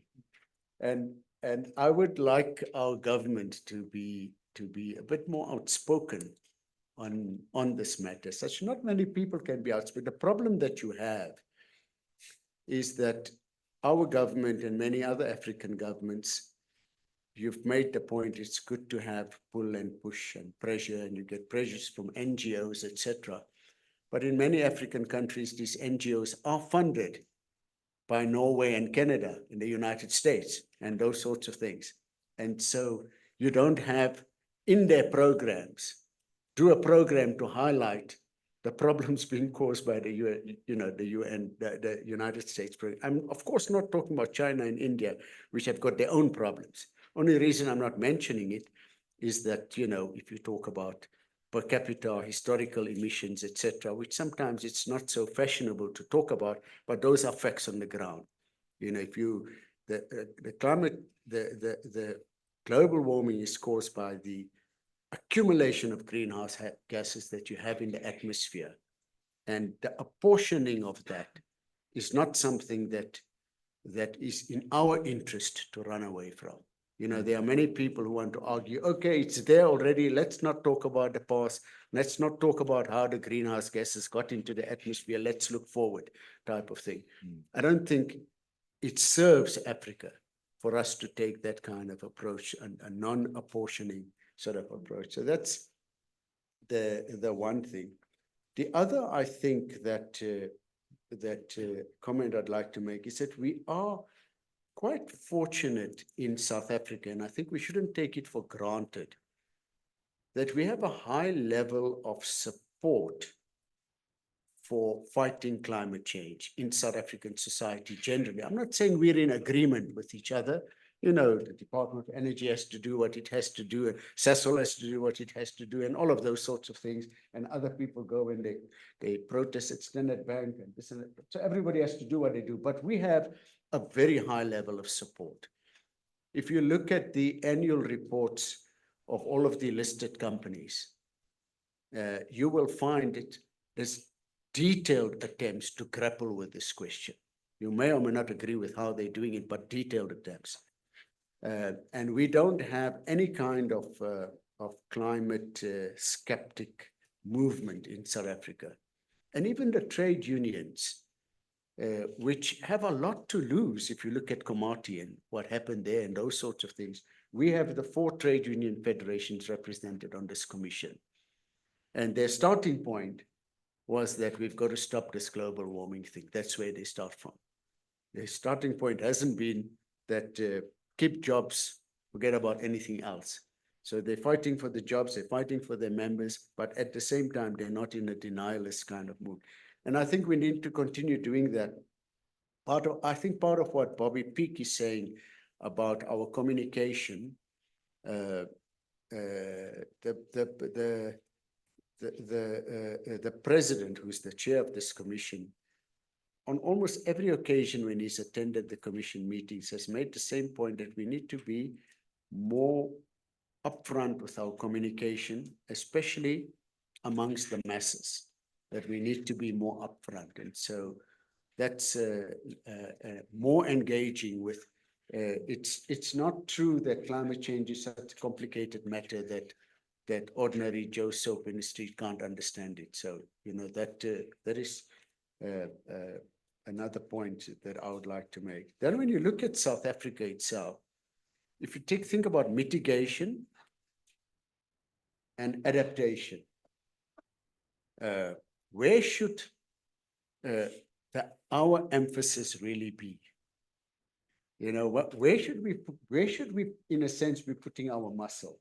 Should we be putting it on mitigation or on adaptation? And I think over the next few years as a country, we need to do more work on that. Because it's sort of almost easy to talk about mitigation because you can see Cecil and Eskom, they're doing all the emissions, you can talk about it, you can say, you know, it's like sort of, you can get your hand around it. In a sense, you can get your mind around the thing.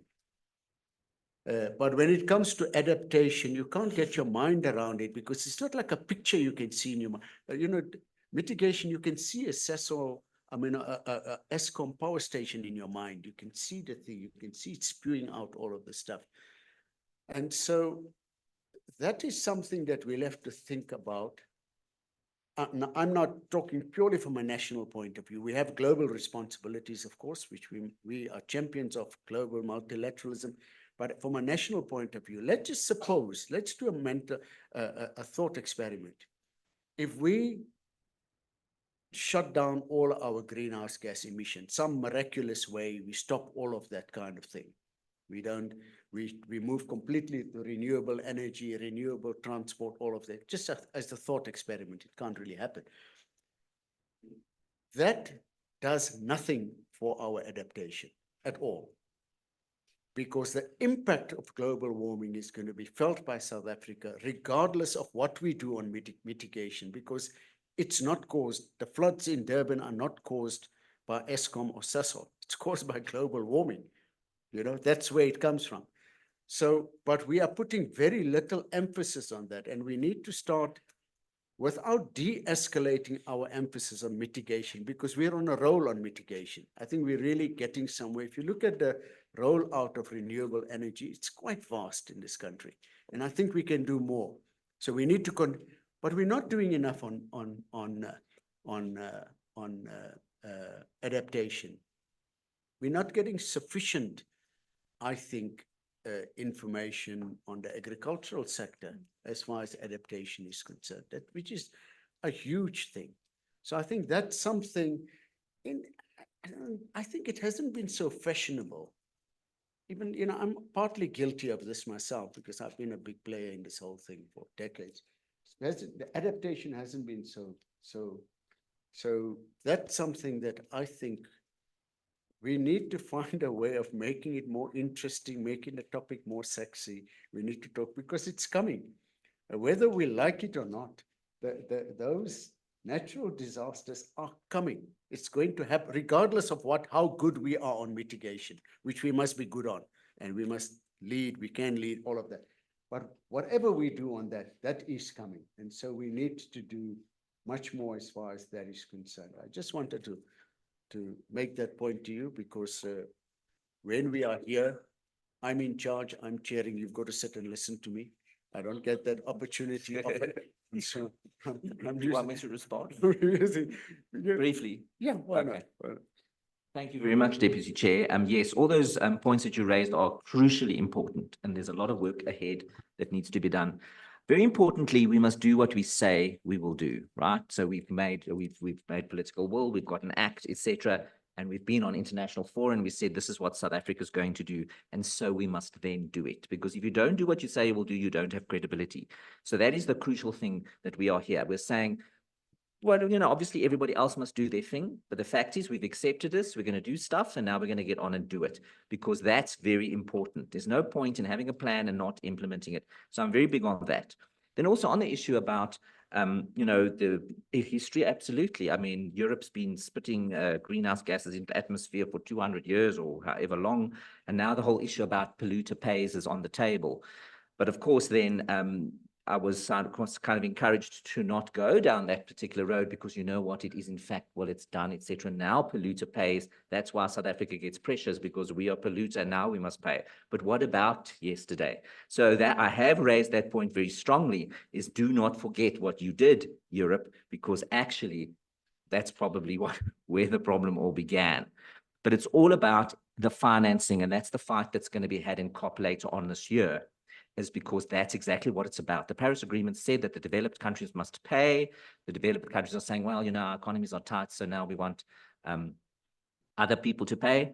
Fact of the matter of South Africa is that we don't have any space. We don't have any space to borrow money because we already have difficulty with a price, R1 billion a day on interest payments, etc., which is crowding out service delivery. So we understand all of those complexities. So I think that's acknowledged. And the reason why Europe is doing what it's doing is because it's actually run out of energy because of the geopolitical crisis they're having over there.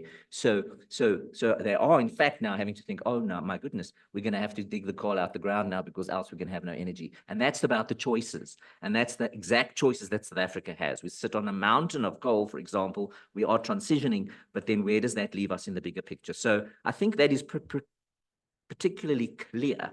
And then also in terms of communication, you have to be on message in volume over time. So by the time you're sick and tired of hearing yourself saying it, it's only then that people actually hear it.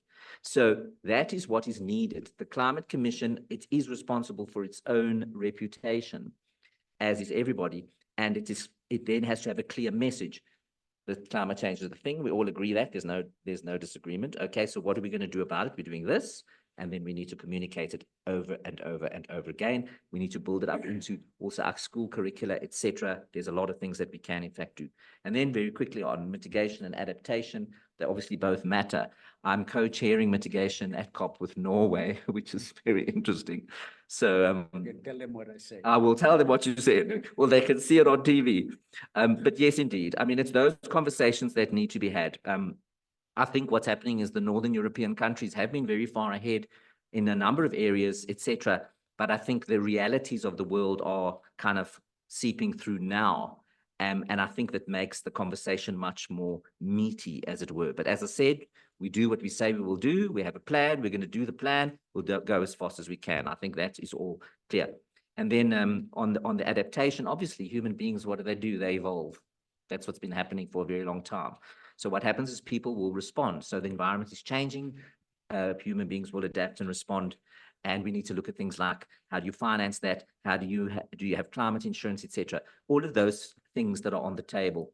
But it is an absolutely fascinating subject. And that is why the Climate Commission is so important, is because it helps to navigate the noise. It helps to navigate because, as you're mentioning, everybody's speaking about everything. I get lots and lots and lots of noise. And what this commission helps me do is to say, right, what are the issues here? Help synthesize it in a scientific way, independent scientific way. That's a very important thing. Thank you very much, Deputy Chair. Rudy, are you ready? Because you want to leave early. We take you later. No. Crispin, will you introduce Rudy and just tell the minister what I'm sorry for saying it as abrupt as that, Deputy Chair, but I did explain to the Executive Director my dilemma. We have a meeting at 12 o'clock on the distribution matter with Southern. Yeah. Yeah, so Minister Rudy Dix heads the projects office in the presidency and has a vast array of responsibilities. So he drives Operation Vulindlela, which looks at systemic reforms across various sectors of the economy. And the JET investment plan project management unit falls under him. So it's only one of his multiple balls that he's juggling. But as the JET was developing, Rudy embraced it with his usual alacrity. And for many quarters was briefing the Commission on progress and keeping us up to date. We haven't heard from him in a while, so it's great to welcome you back, Rudy.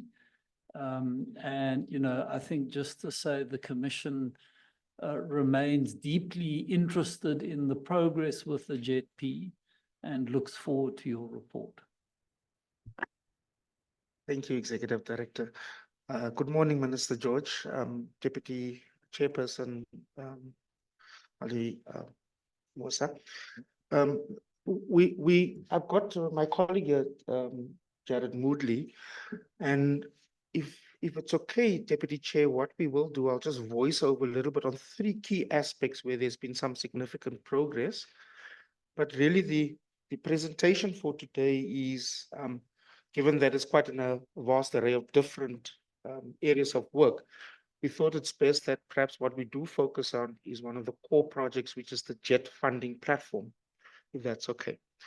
The first area that perhaps I just quickly want to voice over, if that's okay, Deputy Chair, is the work on the transmission. And of course, that constraint is becoming greater and more realizable. And that risk factor, of course, as we've updated on a continuous basis, would pose a significant investment risk for those, both in the public and the private sphere, who are going to support investment in new generation capacity. Now, the grid constrained environment as it is has already had an impact on a number of the bid windows, and the capacity within transmission soon will require a significant amount of work on that. Two aspects that are quite critical for us is, of course, unlocking the concessional finance that has been offered by the International Partner Group in this respect. And that, of course, is ongoing work. As you know, the complexities of getting that through the National Treasury and of course, the funders, including the newly formed National Transmission Company of South Africa that officially is trading from the 1st of July. And I think that's quite important.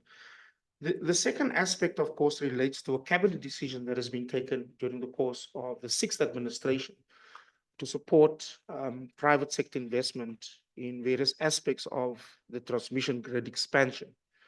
And so, of course, the work that we're doing between ourselves, National Treasury, and the newly formed Minister for Department of Energy and Electricity is that there's a whole set of technical work that is required.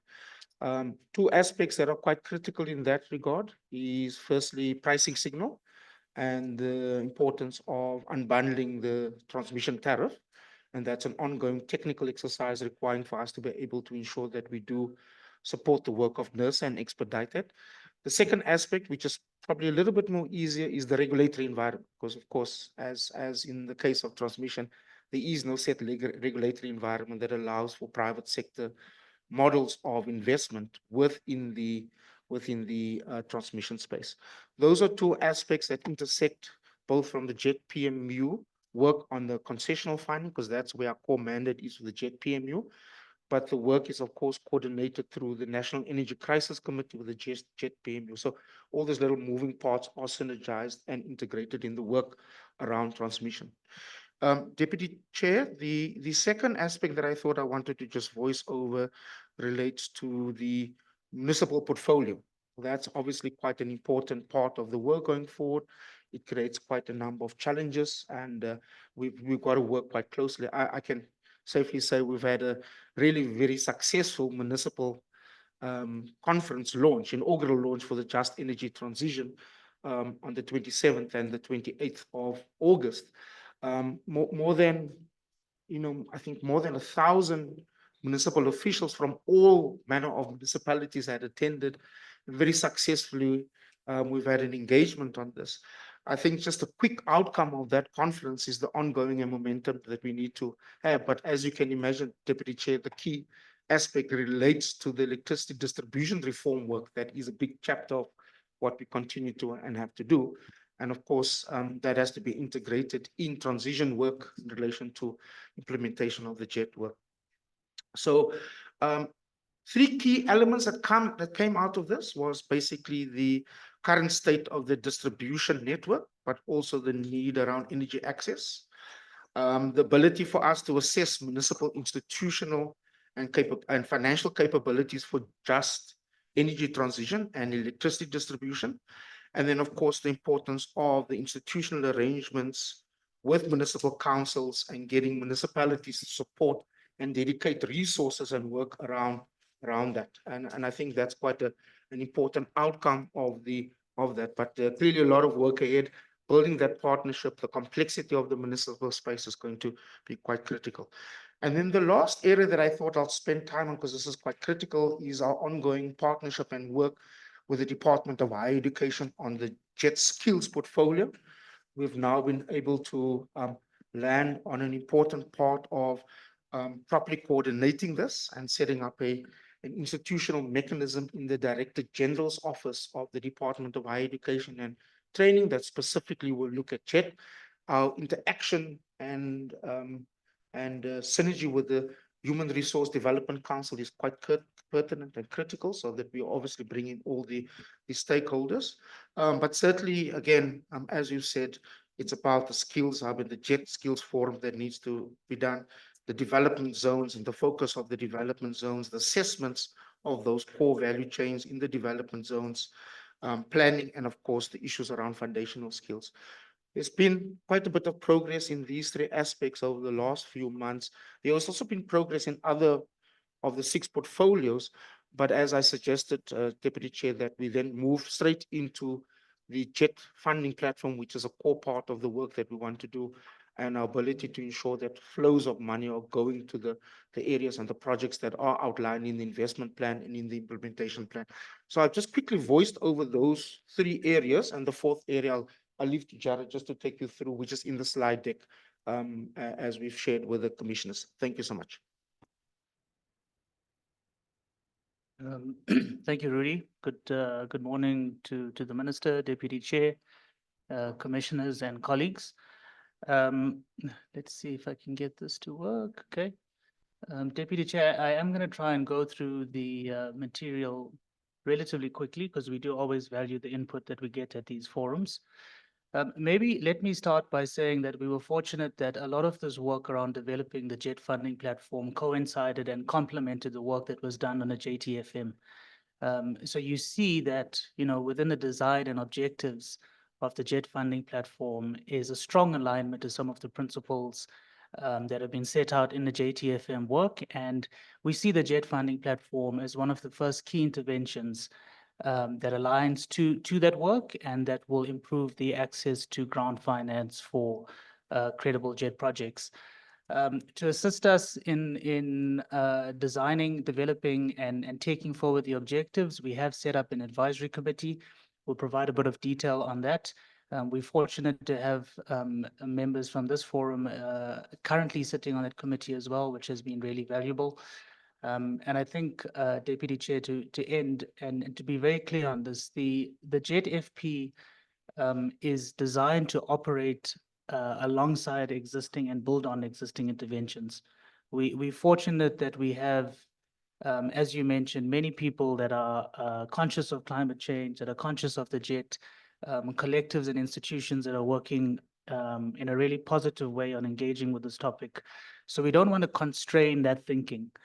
Instead, we want to design a model that amplifies it and that allows for effective access to finance. So this is not a fund. This is a matchmaking mechanism where we match good projects to interested grant funders.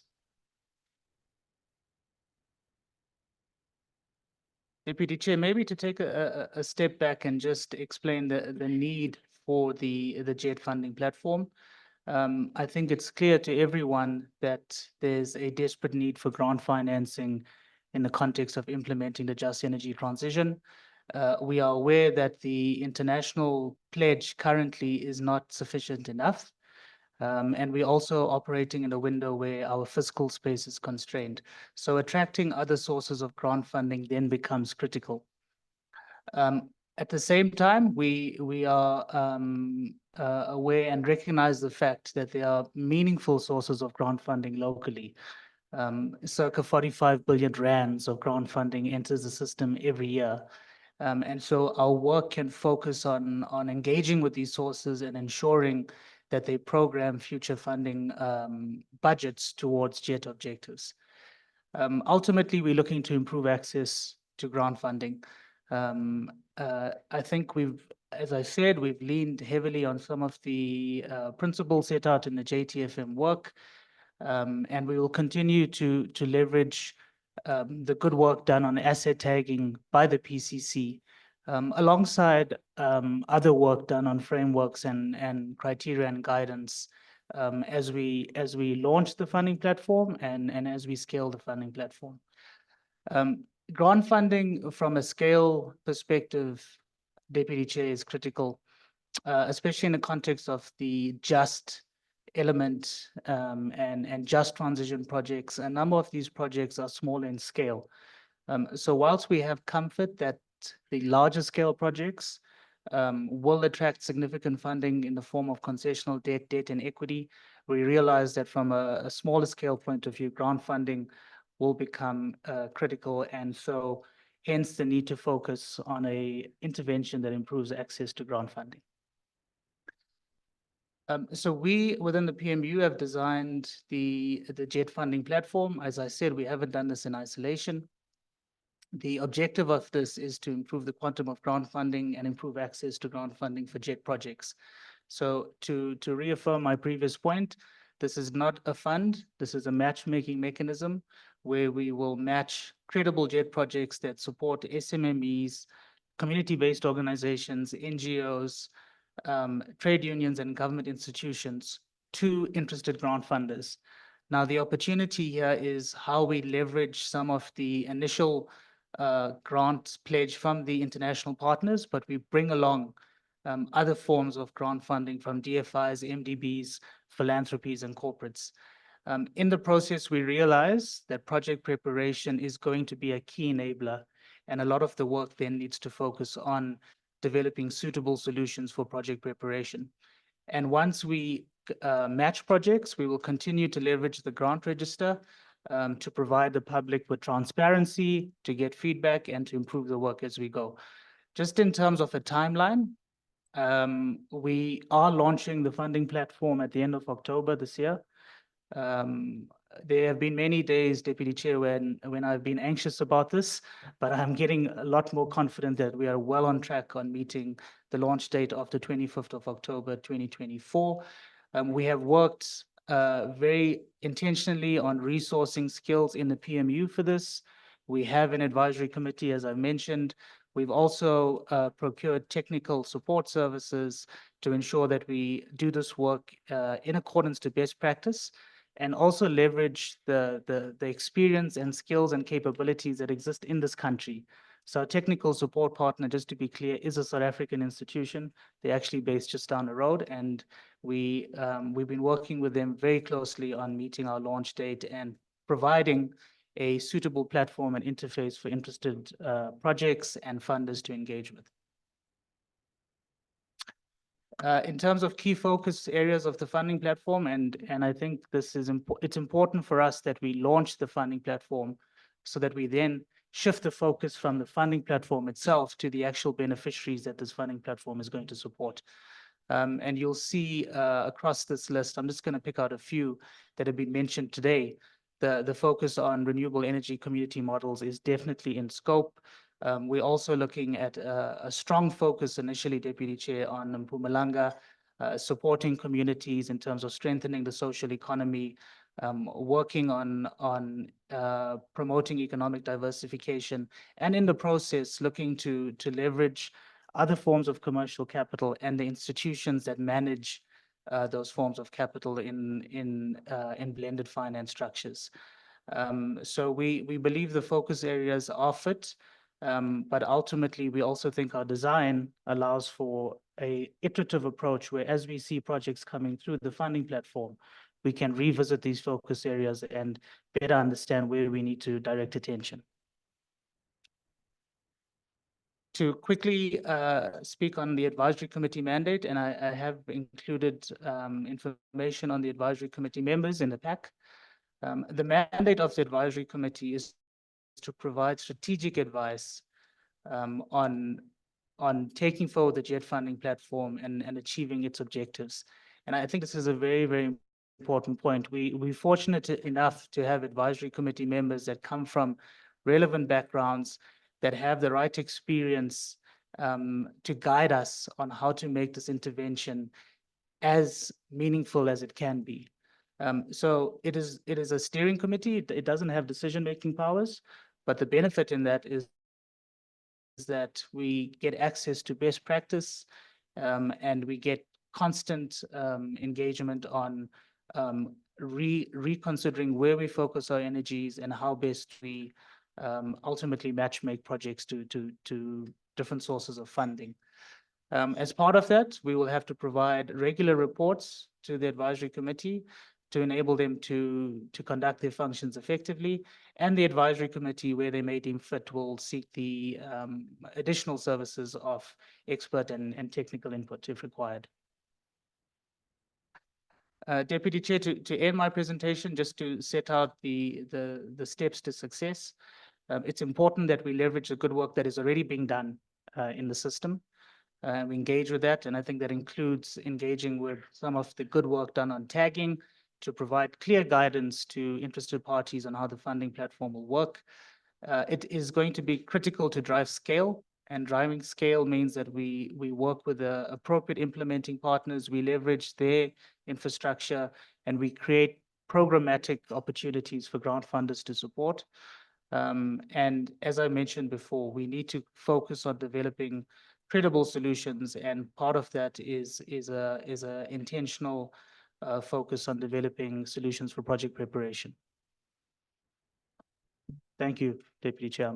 I'm excited to hear any questions and comments. Deputy Chair, I mean, I think as you can see, quite a bit of progress and working quite, in partnership again with the PCC Secretariat. But the one thing that I perhaps think it would be important to highlight is there is no shortage of projects. There really isn't, and I think there's a great amount of innovation around that. What is the challenge is the packaging of those projects and making them credible enough so that they could get the funding. And so the technical support, the capacity of project developers, those who are writing out proposals, is really going to be a big focus of us. So you could look at many of the project proposals that come through, and it's a great idea, but it's not packaged in a sound way that makes it much more easy for you to access that grant funding. In the sense, if it's an NPO, an NGO, but if your business, for example, you talk about bankability and potentially using that as a leverage for you to go to a financial banking institution, grant funding. Again, it requires that technical capacity and ability for us to be able to work through. So I think it does require for us to spend quite a bit of time as the JET funding platform to support and do a lot of project preparatory work and supporting the technical ability of many organizations out there. They don't have project writers or finance people to write up these proposals, but to provide that as part of the method of getting this very successful. I thought I'll just emphasize there's no shortage of ideas, but certainly got to get this done and support them. I'm wondering why the presidency, may not be for me to say, but why the presidency wants to set up that capacity. It's a complicated thing. It's not an easy thing to do. And I don't see that you already have the basics of that kind of capacity for project preparation. The IDC has been doing this for years, very well. A lot of the people who go to the IDC for money, good projects, but the proposals are half-baked. And the IDC, being a development institution, helps the applicants to apply properly. That's what they do. Am I wrong? And why are you not doing this work? Why are they doing it? Deputy Chair, we certainly agree with you. We're not looking at setting up our own thing to do that. Okay. We got to use, maybe just to qualify it, we got to use the existing sources of that exist in the system. DBSA also has a very well supported project prep team that has been set up over the past few years. IDC also, Joanne has got in there. It's whether that capacity is available for the kind of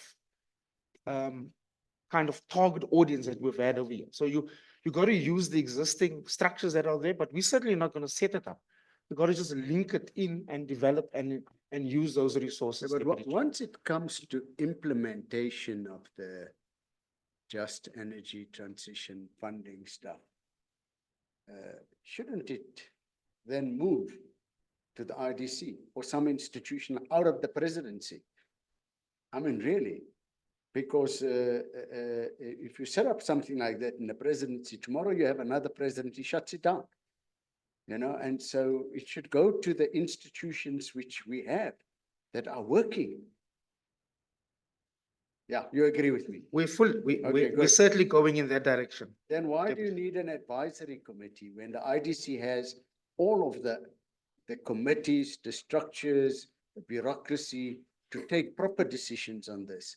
And as far as I can see, the IDC has been taking good decisions on all of these projects. They've got a vast portfolio of projects, maybe some, oh, you don't agree with the IDCs, that's why you want to duplicate it.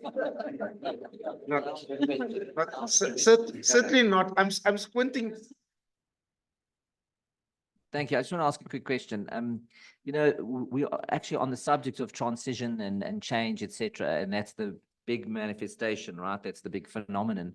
So there's no reason why we couldn't build another model, for example. So if the model currently isn't working as well as it should, and we know that the complexities is getting stuff implemented, there's lots of plans, but implementation. So there's no reason why we couldn't look at possibly another model. So in other words, we could build a model that we thought would be useful and work, and then navigate it through the system. Also, it sounds like there's a lot of appetite for investment, etc., because green is the new gold. We know this, etc. So there's a big appetite for it. We should also be considering, how do you crowd in the private sector more and more, because government doesn't have any money. We know this. So that is a thing. So there's absolutely no reason why we could not build a model that we thought could work and then navigate it through. I'm very excited about that possibility. Thank you.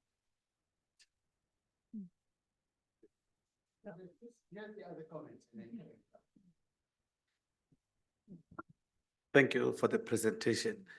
Maybe one pointed question is, you said there is no shortage of projects. I just want to check with you, your experience with something closer to socially owned renewable sector. What is your experience in that sphere? Thank you. Thanks. And I think when we talk about projects, we need to differentiate the types of projects that are actually pursued. There's no limitation of project development capital available for large infrastructure and industrial projects. It's what DBSA and IDC do very comfortably. What, to me, there is a lack of is funding and skills for justice projects in understanding not how to structure the project, but in how to scale it. So we did some work on women-based or gender-based financing. And what we found is that there were lots of pilots, but very few impact outcomes.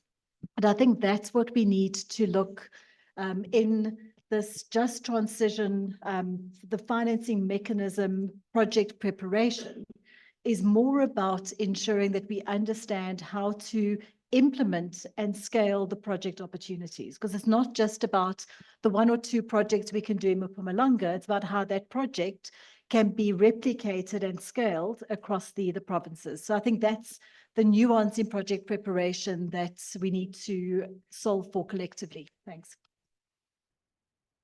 Thanks, Deputy Chair. I just want to first of all say, just give credit to the great work that's happened here on the JET funding platform. Jared has been very good at engaging with civil society groups and to get their support. And it's also the reason why we support it, because we got the advisory board has civil society representation on it and also other stakeholders, including from Labour. So that's not something we have at the IDC, I believe. So that's really new and important. I just want to take, the project stuff is so important, and thank you for bringing that back here, and it's such great, important work. Let's hope it's going to bring us some of those justice projects that we so desperately need. But I just want to get back to the JP itself. I want to take us back to that critical appraisal report that the PCC produced in May 2023. That was the time, I think we'll all remember, when there was such a lot of frustration around lack of consultation around that process. And so the PCC did some of that work. And we recommended that there be a monitoring evaluation a mechanism for the JET IP that would ensure that there would be ongoing kind of assessment of the JET implementation, etc. And I can see, as wearing my hat as the monitoring evaluation working group chair, we can see that the PMU obviously values monitoring evaluation. Ian Goldman from the PMU joins our working group meetings as well, but that's not the same as transparency and accountability. And right now, I don't know about anyone else here, but the reality is in the messaging that we're getting from civil society groups in particular, is that we don't really have a sense of what money has flowed under the JETP, how those funds have been spent. Have they been spent in a just and equitable way? Are we progressing the just transition? And so I want to actually propose that as one of the rapid evaluations of the PCC, we actually do one of these in relation to the JETP, and really try to answer those questions. We'll need technical support for that, I'm sure, and we'll have to collaborate obviously with the PMU. But I really do think, and that's very much the feedback that we have from our constituencies, that will go a long way to strengthen public confidence in this process. You know, there's so many questions about this still every day. I think we all hear them. And so I think that would really make a big difference. I think the terms of reference should be public.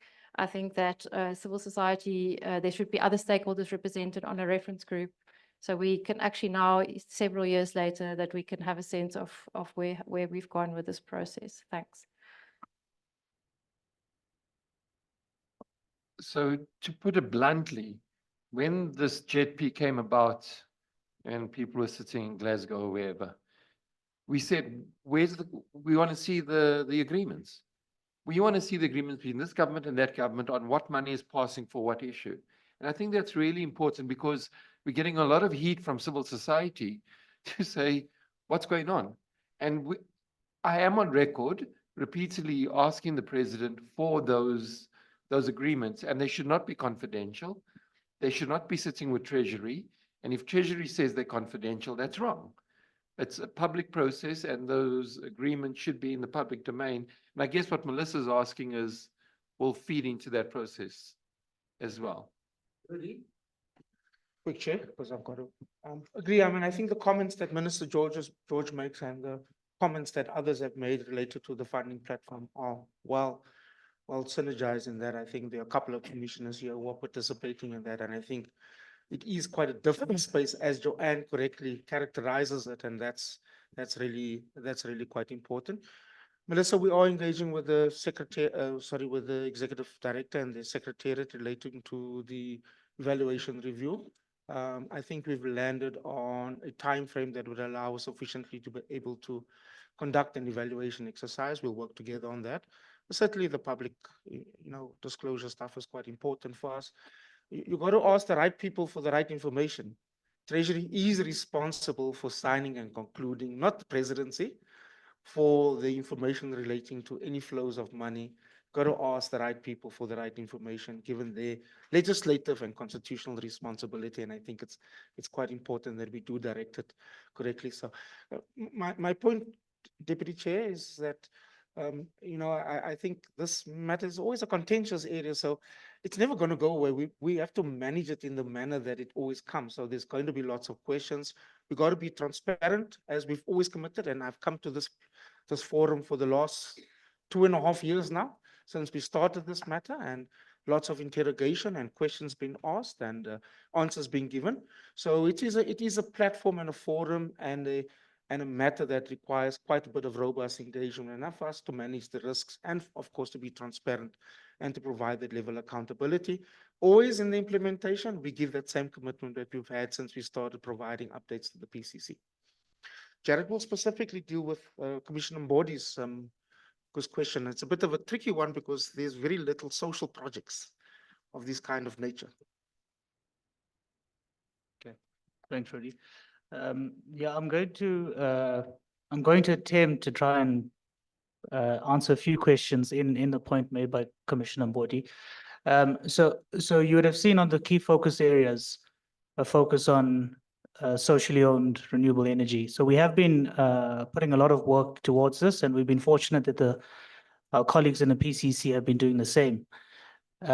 So what we have, firstly, is a spectrum of project opportunities, and this goes all the way from large-scale projects that are looking to bring in community ownership. We've seen that in the past. I think there are learnings, and I think we can improve that, all the way to projects where service providers are helping ECDs to invest in renewable energy. So it's a spectrum of projects, which means you're going to need a spectrum of project preparation, which was highlighted before. And I think very positively, we've had engagements with grant funders that are very interested in this. But to the minister's point, we've also had engagements with commercial funders that are also very interested in these models. And again, it depends on where the project sits on the spectrum of opportunity. So if it's more large scale with community ownership, you find commercial funders are very interested in that because they are familiar with the models and then they want to support it from a social point of view. When you get to lower scale projects, as I mentioned, let's say in the context of ECDs, clinics, schools, etc., it is very likely that the models that need to be developed there will be led by grant funding. So I hope it answers your question, Commissioner, but also speaks to some of the other points that have been raised. Thank you.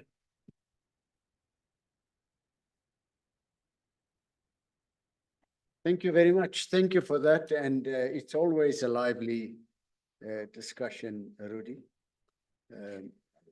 You may want to think about how to simplify your reports. You know, what was presented here today, to be honest with you, I didn't understand.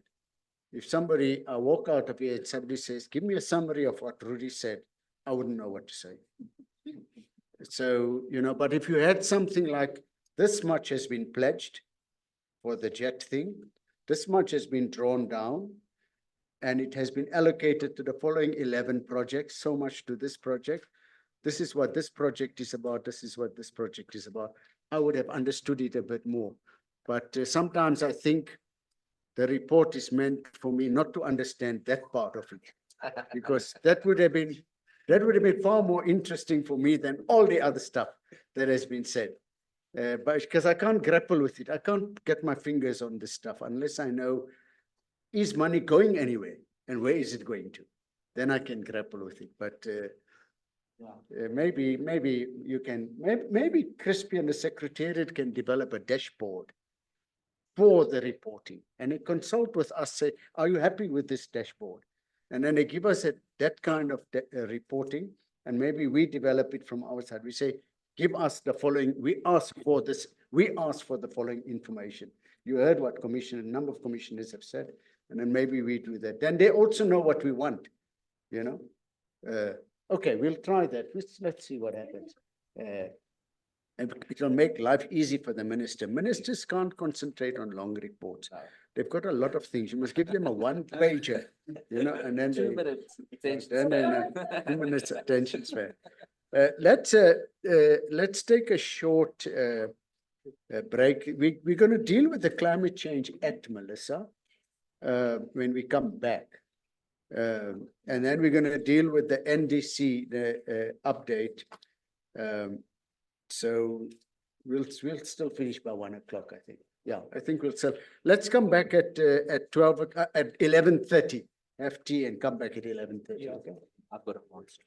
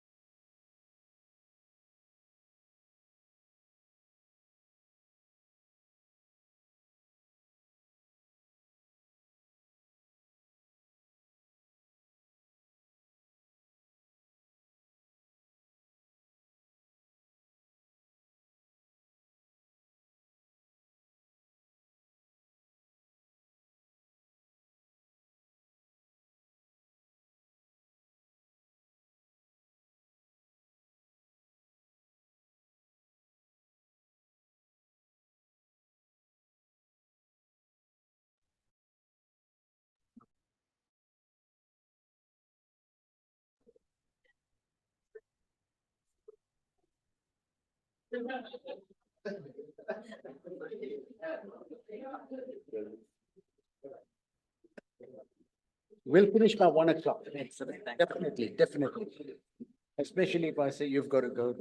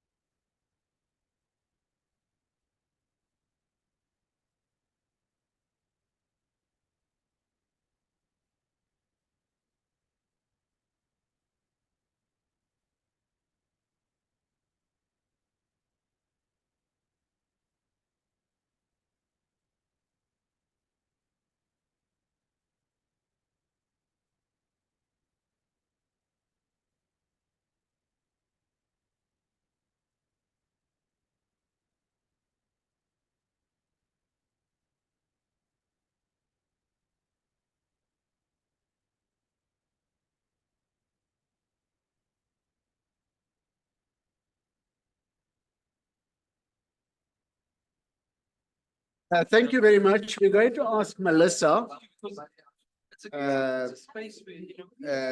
Comrade Mac. Thank you.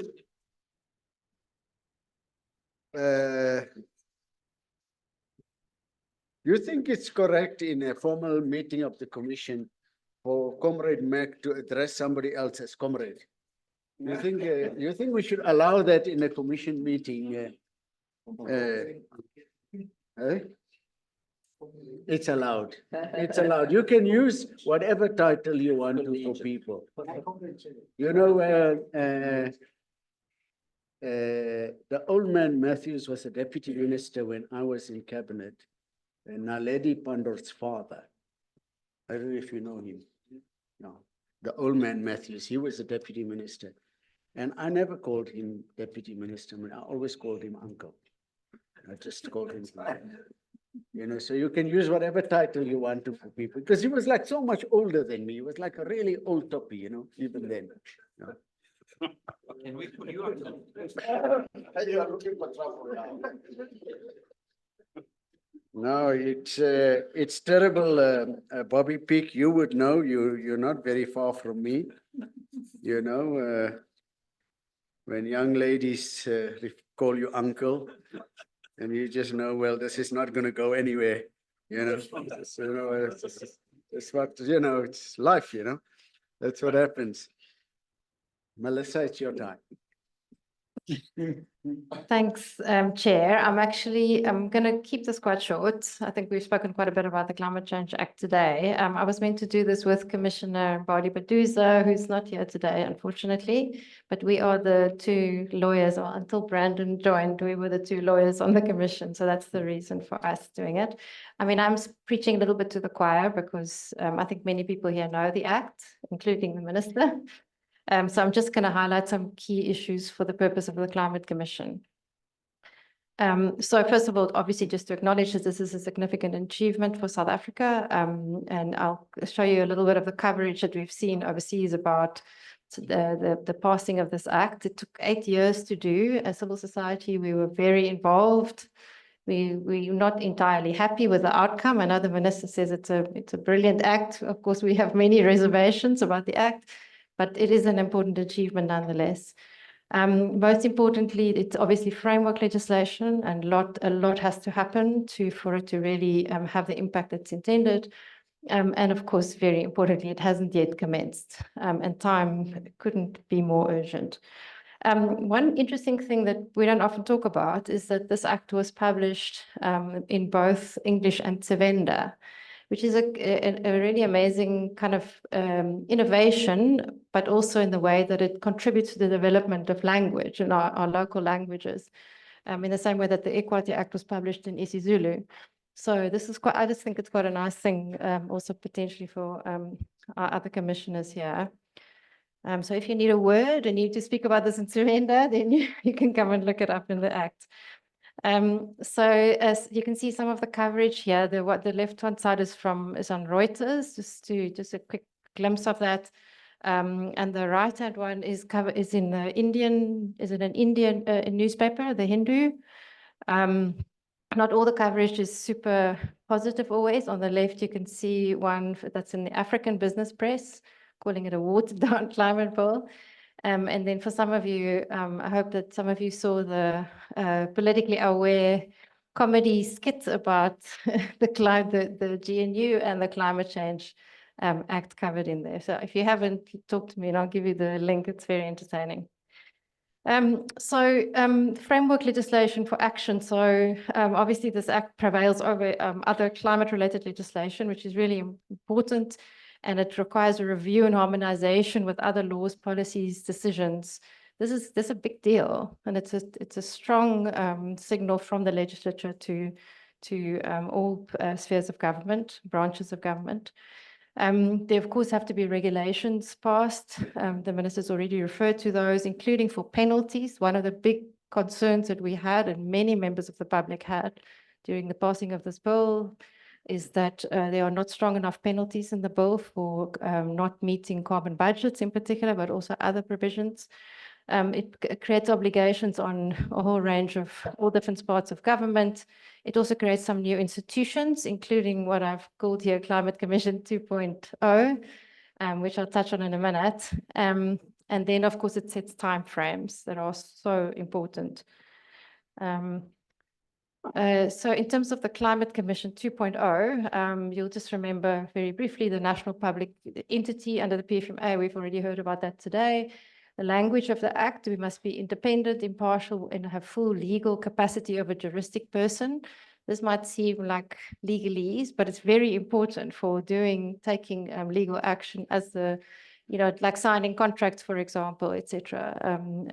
That's a very important part of the Commission's independence. May adopt its own procedures, etc.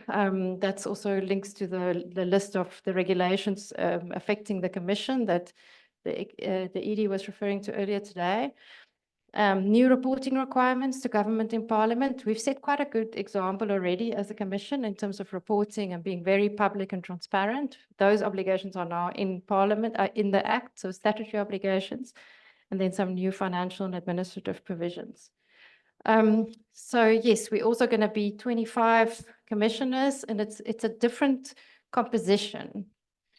It has to have a fair representation of government within the 25. You already could see the implications. Fair representation of government, organized labor, civil society, traditional leaders, SALGA, and business, and no members of Parliament or provincial legislatures. We have SALGA as the exception to that. So you could be a member of one of those and represent SALGA. Open call for nominations. This thinking ahead for next year when we have to appoint new commissioners. There's going to be an open call. You can see some of the requirements. We must be appropriately qualified and have expertise in those specific fields. And then, of course, the ED appointed by the minister after a competitive recruitment process, which is what we're doing at the moment. So Melissa, can I just stop you there? Open call for nominations, how would that work? Because we've said, so say if you take organized labor. Yeah. We've got 4 trade union federations, more or less the way we've worked, we've said to them, give us somebody to serve on the commission. Yes. And if they give us somebody who we think is not appropriate, we say, that's not appropriate, give us somebody better than that. Then the person comes on. Yes. So isn't it better to work like that? Because the public wouldn't know who's the best person from COSATU and who COSATU has confidence in to come here and talk, isn't it? Now, it's going to be a challenge, and I think it is obviously the first time we'll be doing it, so we'll be setting precedent and how to do it. Obviously, we want the best people on the commission, and we want people who have time to devote to the work on the commission. I think that's really important. Would the minister be able to make regulations on this? Like say, on for the example, process. the regulations could say, okay, call for, public must submit commissioners, but my intention is to appoint one from each of the following, each of the major trade union federations of the country. You can make your recommendations, but know that this is the framework in which I'm gonna appoint people from NGOs, at least 3 or at least 4, or whatever he wants to say, you know, something of that sort. When it comes to government representation, you can't ask the public to make to nominate people from government. The minister will work with some of the commissioners here and say, let's look. Energy department, we need somebody there. Let's get a top person from there to come here. Let's look at the DTI, you know, whatever, IDC. So they would, you can't leave that. I mean, what is the public going to say? The following people must represent government. I mean, that doesn't work like that. I mean, I don't think we should think about this only as, you know, like random members of the public. I mean, I think as institutions and as stakeholder groups, we have to make sure that the right people get nominated. I would be a little bit careful about being too specific about the composition in regulations, because you want to leave the minister some discretion for particular situation. You know, it's hard to predict how things are going to unfold. So, yeah. But it's worth for all of us to start thinking about that in terms of our own constituencies. In terms of the substance of the Act, just a couple of points about mitigation. You know, I won't talk about the detail here, but just to say, this is obviously a very, it's a much more contested space, as the minister was referring to earlier today. And we, you know, there are obviously lots of fears around these mitigation issues, fears of change, you know, the global inequity issues that you were talking about, Deputy Chair. Of course, some of that is already taken into account in the common and differentiated responsibilities requirement under the Paris Agreement. Urgency for mitigation takes a slightly different tone than compared to adaptation, because our emissions do matter in the global picture, and it matters in Africa. We are the biggest emitter in Africa. And so it's really a lot more about the cost of delay and the cost of inaction that we've spoken a lot about in this commission.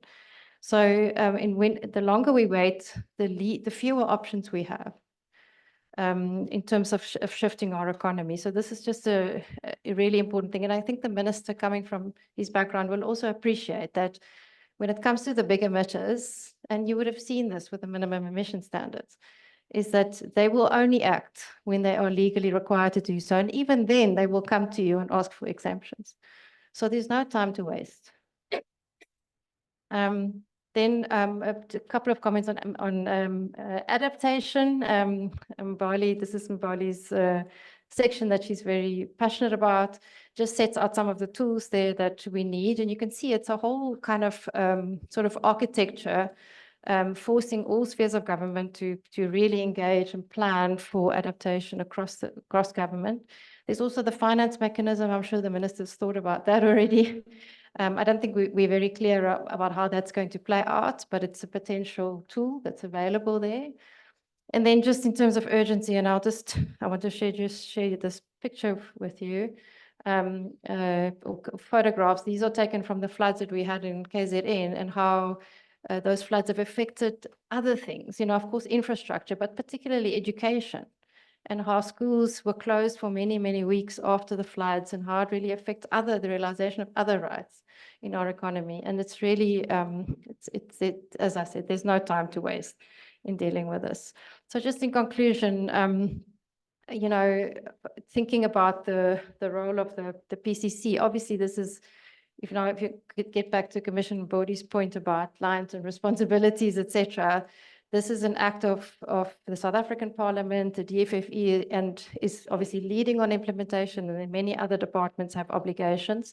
But for the PCC, if you think about the work that we do and the advice we're supposed to give to government, the successful implementation and resourcing of this act is absolutely critical. So I think for us, we will have to take a you know, a sort of a caretaker role, you know, to make sure and keep asking questions and tracking the implementation of the act as things go forward. Thanks.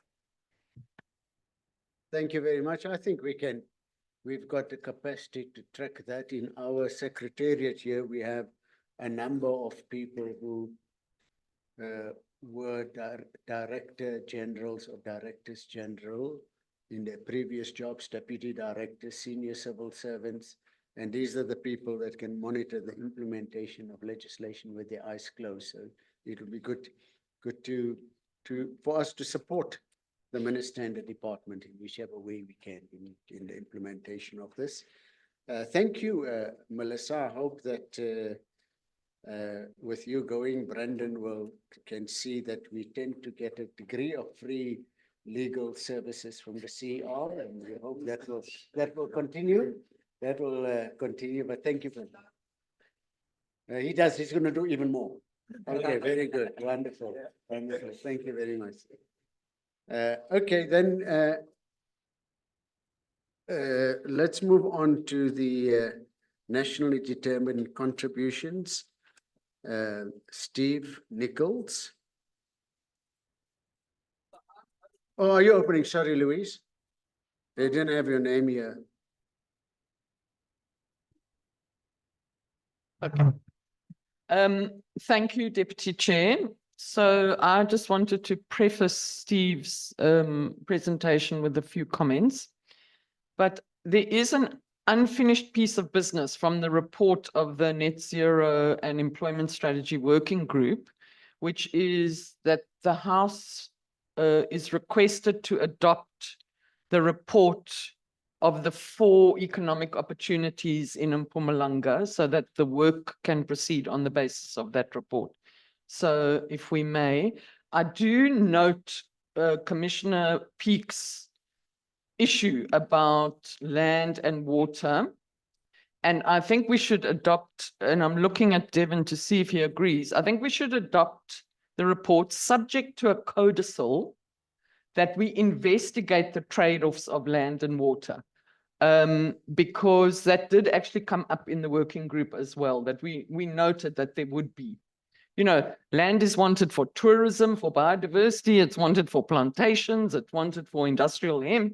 How are we going to think about these trade-offs? So may we formally adopt that report? So the decision is that we adopt, Crispian, the report. Can we do that? That's correct, Chair. It's been through a very thorough process of review in the committee. We've had detailed consultations on the ground in Mpumalanga. We've spoken to the province, national departments, local authorities. We've met with the CEOs of the top 20 companies in Mpumalanga. So, I mean, this has been through the mill, and it's a very thorough report. Okay, any objection to us adopting the report? No, thank you very much. Well done. Thank you. Thank you. Okay, so to just preface the point, Steve's presentation on the NDC, I want to just make it very clear that in order to reach net zero by mid-century is going to take everyone doing everything possible. Including in Africa and South Africa, the Deputy Chair's point that if only we did it and the heavy emitting countries didn't do it, we'd all be on a hiding to nowhere, is valid. But the net zero is a heavy lift and it's going to take everyone doing everything, and certainly not countries starting to embark in the wrong direction on this stuff. Also, one must remember net zero is emissions minus sinks. And there are a lot of sinks in Africa. In the center of Africa, we have huge forests and so on that we have to preserve and not allow to be cut down, because those are massive sinks for the world. So, both on the emission side and on the sinks side, I think there is a role for us.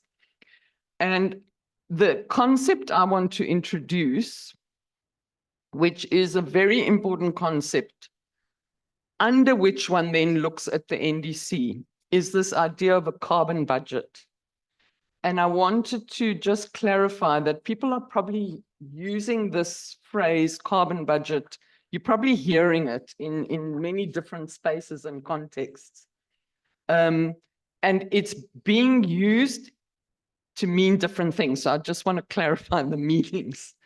So firstly, there is a global carbon budget, which the IPC science, those scientific reports give us the numbers for. And for us, as at 2020, for a 66% chance of not exceeding or stabilizing at, we might exceed and come back down, 1.5 degrees increase, the budget was 400 gigatons. So now, what is a carbon budget? You have to imagine a big balloon full of air, and that's the amount we are allowed to emit if we don't want to risk exceeding these temperature goals. So it's all captured in there, and we emit a bit of it every year, and eventually we will have exceeded the temperature goal if we don't stick to that amount that's in the balloon. And we are emitting about 40 gigatons a year as a globe. So that global carbon budget is now down to somewhere between 250 to 300 gigatons. And it's not a budget that gets renewed, it's ever. We can't afford to emit more than that as humans ever. Okay, so that's the global carbon budget. Then there is a national carbon budget, which we set for ourselves. That's what the Paris Agreement compromised on, that it's bottom-up NDCs, and we as a country set our own targets for emission reductions, and we derive a carbon budget from those targets, and that's the national carbon budget. And why it's important is that means we then have a discussion to be had, which I think the Commission, for example, would be a perfect facilitator of this discussion. If we are only allowing ourselves in South Africa to emit a certain amount, think of our national balloon now filled with gases. What should we emit it for? Because while, we haven't yet transitioned off all emissions, everything we do uses up emissions. So, we need to build schools that will use emissions. We need to expand road networks in rural areas that will take emissions. So we need, which sectors of the economy should be allowed to emit for how much longer, etc. That's an important national economic conversation about a national carbon budget. Then the Climate Change Act that Melissa just presented on makes allowance for regulations that are going to come under that act, which will empower that carbon budgets be set at a company level. So, a lot of you would have heard about carbon budgets at the company level. So I just thought it is clear that it's important that we are clear that there's a global one, a national one, which we as a country set for ourselves, which the NDC debate is part of what should it be. And then there are these company level carbon budgets, or in a way you can think of them as carbon allowances. That's what they're called in the EU. Okay, thank you, Steve.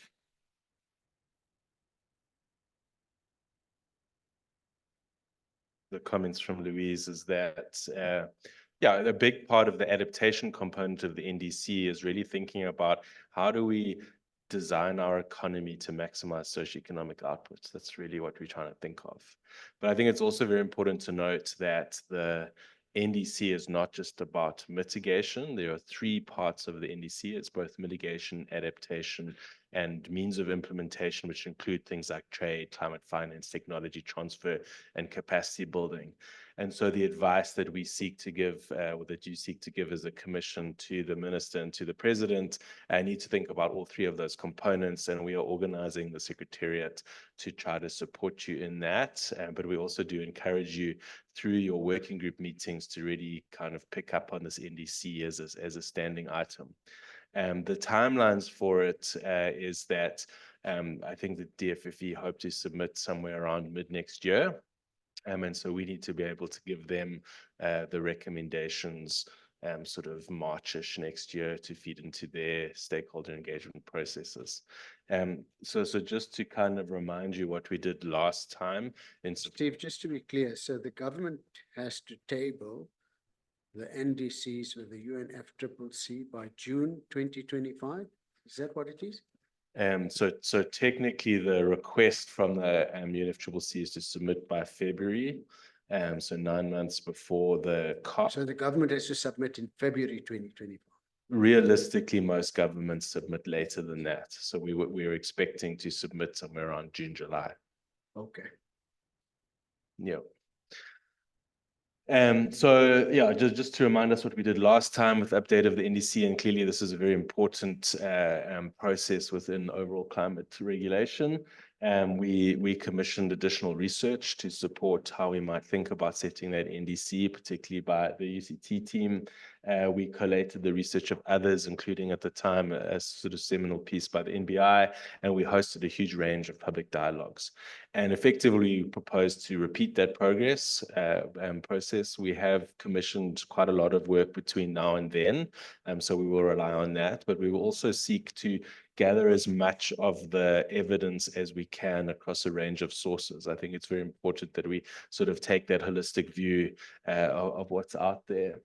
And just to emphasize and to avoid confusion, the DFFE is responsible for drafting the NDC. So we will just be providing advice to them, but the burden falls on the DFFE team, and Pemi Gasela sitting at the back. She's leading the team under Maisela Kekana on collating the NDC. So hopefully we'll be of support to them. There are some kind of general guidelines or rules around what an NDC has to be. And so those are listed there on the left. It has to be more ambitious than the previous NDC. And so really the NDC goes in hand with a UNFCCC process called the Global Stocktake, which assesses our progress against our previous levels of commitment. And the Global Stocktake was discussed at the UAE last year, at the COP in the UAE, and basically concludes that we are woefully behind and need to enhance our ambition. So the sort of guidance is that each year, or each 5-year period, your NDC should be more ambitious than the previous one. By how much, of course, is the big debate. It must be aligned, at least, the brackets in my head there is at least at the bottom end of the NDC with the 1.5 trajectory. That's kind of what we committed to do at the UAE. And then critically, and this is embedded in the Paris Agreement principles, it must represent a country's best effort. And so there, our thinking is that we must craft that best effort around this idea of how do we maximize our socioeconomic outcomes.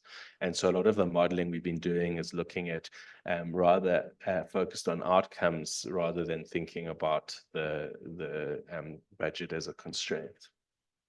And then the last one is a transparency agreement. The big challenge within the UNFCCC processes is common but differentiated responsibility and fair share. And how do you really think about those concepts? And so one of the requirements is that in our NDC submission, we must explain why we think our submission is fair. And so the sort of politics of it is we're balancing three forms of credibility. The NDC must be scientifically credible, it must be internationally credible. In other words, it must fit into the UNFCCC political framework, but of course it also has to be locally credible. And as many of you know, there's a little bit of tension between some of those things. And so this is the sort of landscape we'll need to navigate as we gather input. So the process we mean to run, and again, driven by this focus on adaptation, mitigation, and means of implementation, is kind of fourfold. We're currently doing additional research and collating what research is available. We're about to go into a capacity building phase, and this was a lesson we learned when we ran our energy recommendations processes. It's not all stakeholders are necessarily au fait with the complex detail, and so we'll spend some time trying to build up the capacity of social partners so that they can more effectively engage with the DFFE.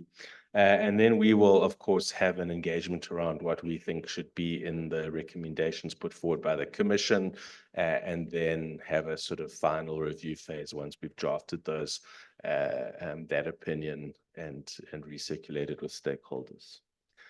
We've got our timing along the bottom there, so we hope to complete this, as I said earlier, March, April, for input into the DFFE process. I'm not going to talk too much about this. It's pretty much how the Domestic Climate Act framework connects with the NDC. And so the sets, which are setting sectoral level carbon budgets, will add up to a national budget, which will then align with our NDC. So not that this was why it was designed, but it has also been designed to help meet our international commitments. So my final chart is just to give you a sense of what the mitigation side might look like, because this is going to probably be the most contentious area of our discussions. So the UAE consensus basically says we need to reduce by a certain percentage by 2030 and a certain percentage by 2035 against 2019 levels. We take our 2019 levels as roughly 450. You will see that if we were to follow the UAE consensus agreement, which is for the globe, we would need to reduce to 262 megatons by 2030 and 184 by 2035. Now, obviously, we're a developing economy, so we would expect to be above that line. But, we wouldn't have to reduce quite as rapidly as the rest of the world. And as you can see, our commitments are above that line. So our current NDC commitments is 420 to 350. We would then, if we are to meet our net zero by 2050 commitment, and we just drew straight lines, obviously straight lines is not the way you would do it, but just to help us kind of conceptualize what that might look like. And then you see we have a 2035 range of somewhere around 280 to 330 on that kind of very simplistic basis, just to give us a sense of where these numbers might be. But there's a lot of debate about the pace that we can afford, and what would the economic outcomes of these particular pathways be, and that's what we hope to be able to add to the conversation as we complete the research and we start building the capacity of stakeholders. So I'll end there, Chair. That is a rough summary of the process we intend to follow.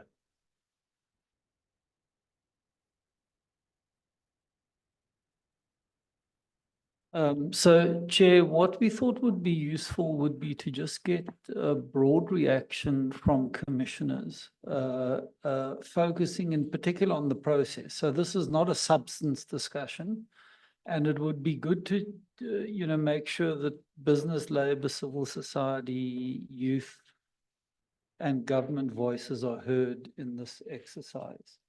So, yeah. I think I like the process. Just one thing to emphasize, we must just ensure that the important institutions of the state, government departments and other institutions are part of this process very much, so that in the end, when the Commission makes its recommendations, they shouldn't have to start fresh now looking at them. They should be part of the recommendations. So in that way, you stand the best chance of the minister when he takes it to cabinet, that it will already have been processed quite a lot. Otherwise, they may send it back. So that would be good just to ensure. And I'm happy that the DFFE, of course, will have to be centrally involved, but also other departments will have to be involved in the thing. Is there a sufficient of a public like involvement, like, say like, every university has now got climate experts of one sort or another, academics and those. Is there enough opportunity for them to interact with the process, make representations or something? Because the whole idea of doing this is to have it broadly accepted by society. When we get there, it's uncontested, just maybe you want to. Yeah, so our intention is to engage across all the social partners. So we'll engage with youth, civil society, labor, government, those core government departments that you mentioned, and communities. We also have in parallel a program running. Did I not say business? Business is important. We will also then, we run a parallel program which focuses on research institutions. So we have a large community of practice that are doing research in the space across a range of universities. It's never perfect, but we're working to expand that the entire time. And then we will also draw on the expertise of Blessing and his team for a more public communications program. I mean, the real challenge that we have is these are very complex, thorny scientific issues that also have quite a high level of variation. And so explaining that to lay audiences can be quite tricky, but we will certainly give it our best go.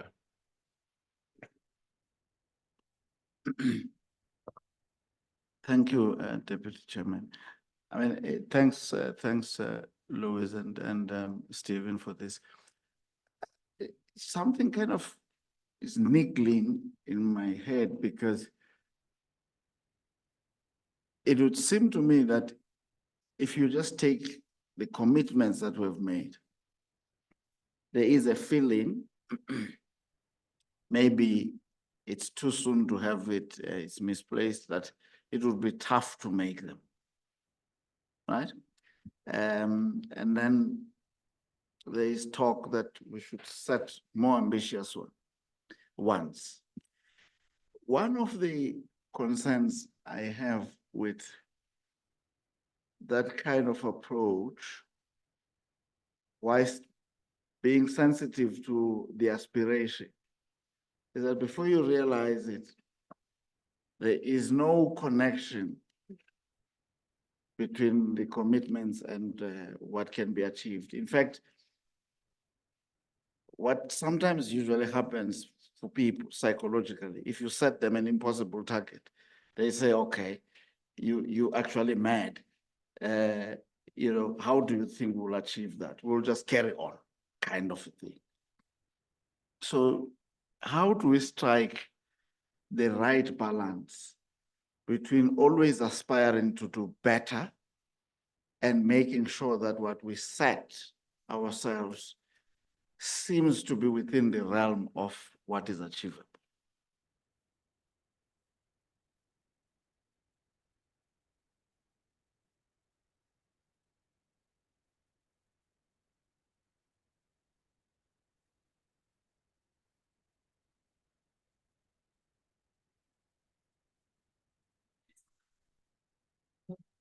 Project my voice. This one doesn't work. Okay, so I'm feeling a little bit offended that the middle row is excluded, but anyway. So I think just a couple of points to pick up on Lungisa's point is we need to look at where we are in achieving the NDC that we set. And we know that there's been delays in the decommissioning of coal plants. At the same time, the obsession with Mpumalanga and electricity is very one-dimensional. There's a whole economy that needs to be decarbonized, which won't be decarbonized exclusively by electricity. There's been delayed investment in the modernization of the grid, which doesn't unlock the renewable potential around the coasts and delays the economic inclusion of the coastal areas. There's been delays in the renewable energy targets. At the same time, with load shedding having been combated, there's delays in implementation of new renewable projects by private sector companies and individuals, because, it's a thing of the past. What we need to do is ensure that people understand how everything contributes to achievement of the NDCs. And we need to make it, I think, real for all people.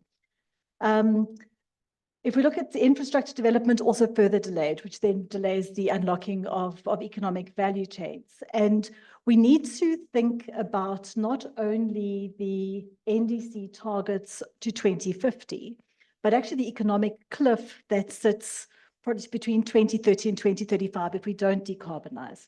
So I see the NDCs as an ambitious opportunity for us to define the pathways that we can prioritize in order to ensure a sustainable economy. Because having a decarbonized economy, meeting our 2050 targets and having no jobs in the country is clearly unjust. So that means we need to be looking at how we transition all industries to protect and sustain our export base. So I believe South Africa has got a significant opportunity. We've had the very sad reality of deindustrialization over the last decade plus, but we do still have significant skills, capabilities, and capacity to be a highly industrialized economy. So that does allow us to look at how we can build economic pathways to supply into global supply chains, decarbonize transport, decarbonize shipping, which are all immediate pathways for the country that allows us to achieve our NDC. This morning in the closed session, my fellow commissioner raised the alliance or the links to the NPC. And I think we have to be thinking about how we are planning to deliver on the NDCs. I think that there's this integral link between the planning of the economy and the achievement of the NDCs. And that has to be a public and private sector and civil society and labor conversation. If we look at the Climate Change Act, which does make the NDCs legally binding, how do we ensure that we set the right sectoral targets to achieve the NDCs? So what is possible with the right stimulus or acceleration to accelerate decarbonization of certain sectoral targets so we can set those targets for companies?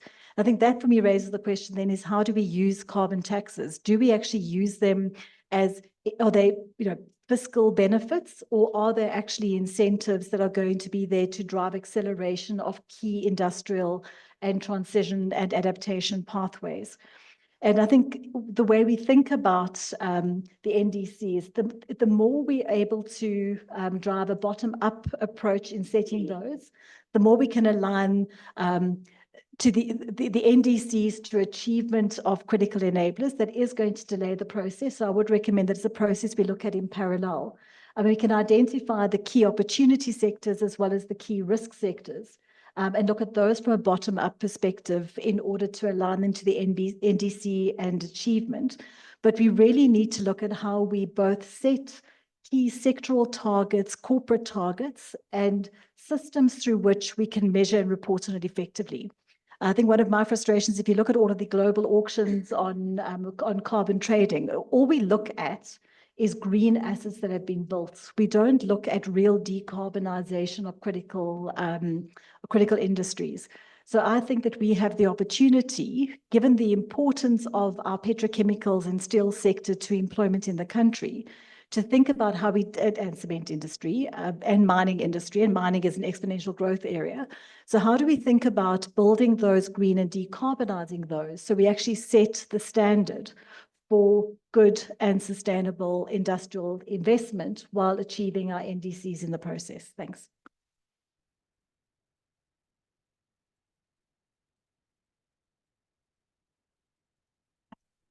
Thank you. Thank you for giving me the floor again. I just want to remind us what we all know about the NDC, in that the legal obligation is submission, maintenance, and updating in the context of the Paris Agreement. But I won't expand on that. I'm just perhaps reminding myself that that's the context within which the framework operates. Then direct response to Chipi's comment about the process. Chair, I just want to mention that in the development of NDCs, that process of developing NDCs is actually substance. It is a very important part. It is, in my view, a substance in itself. In part, what that means is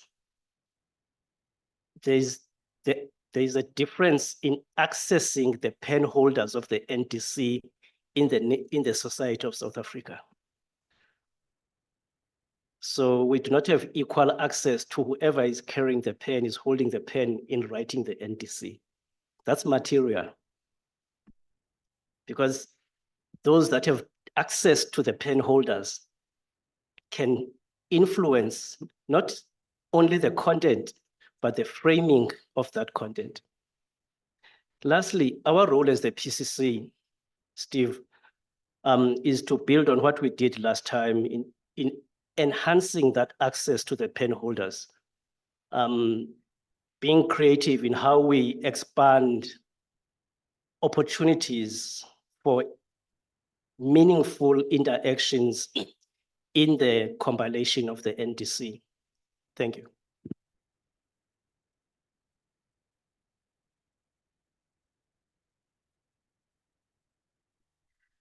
Just to quickly take us back to the consultation process on the NDCs. From a youth perspective, in the past couple of days, we consulted with many different stakeholders of youth organizations that do work on NDCs. And it was very clear that even though we were consulted in the NDCs in the past process, we were not consulted in the sense that our contributions were noted. It just stated that we were consulted as the youth.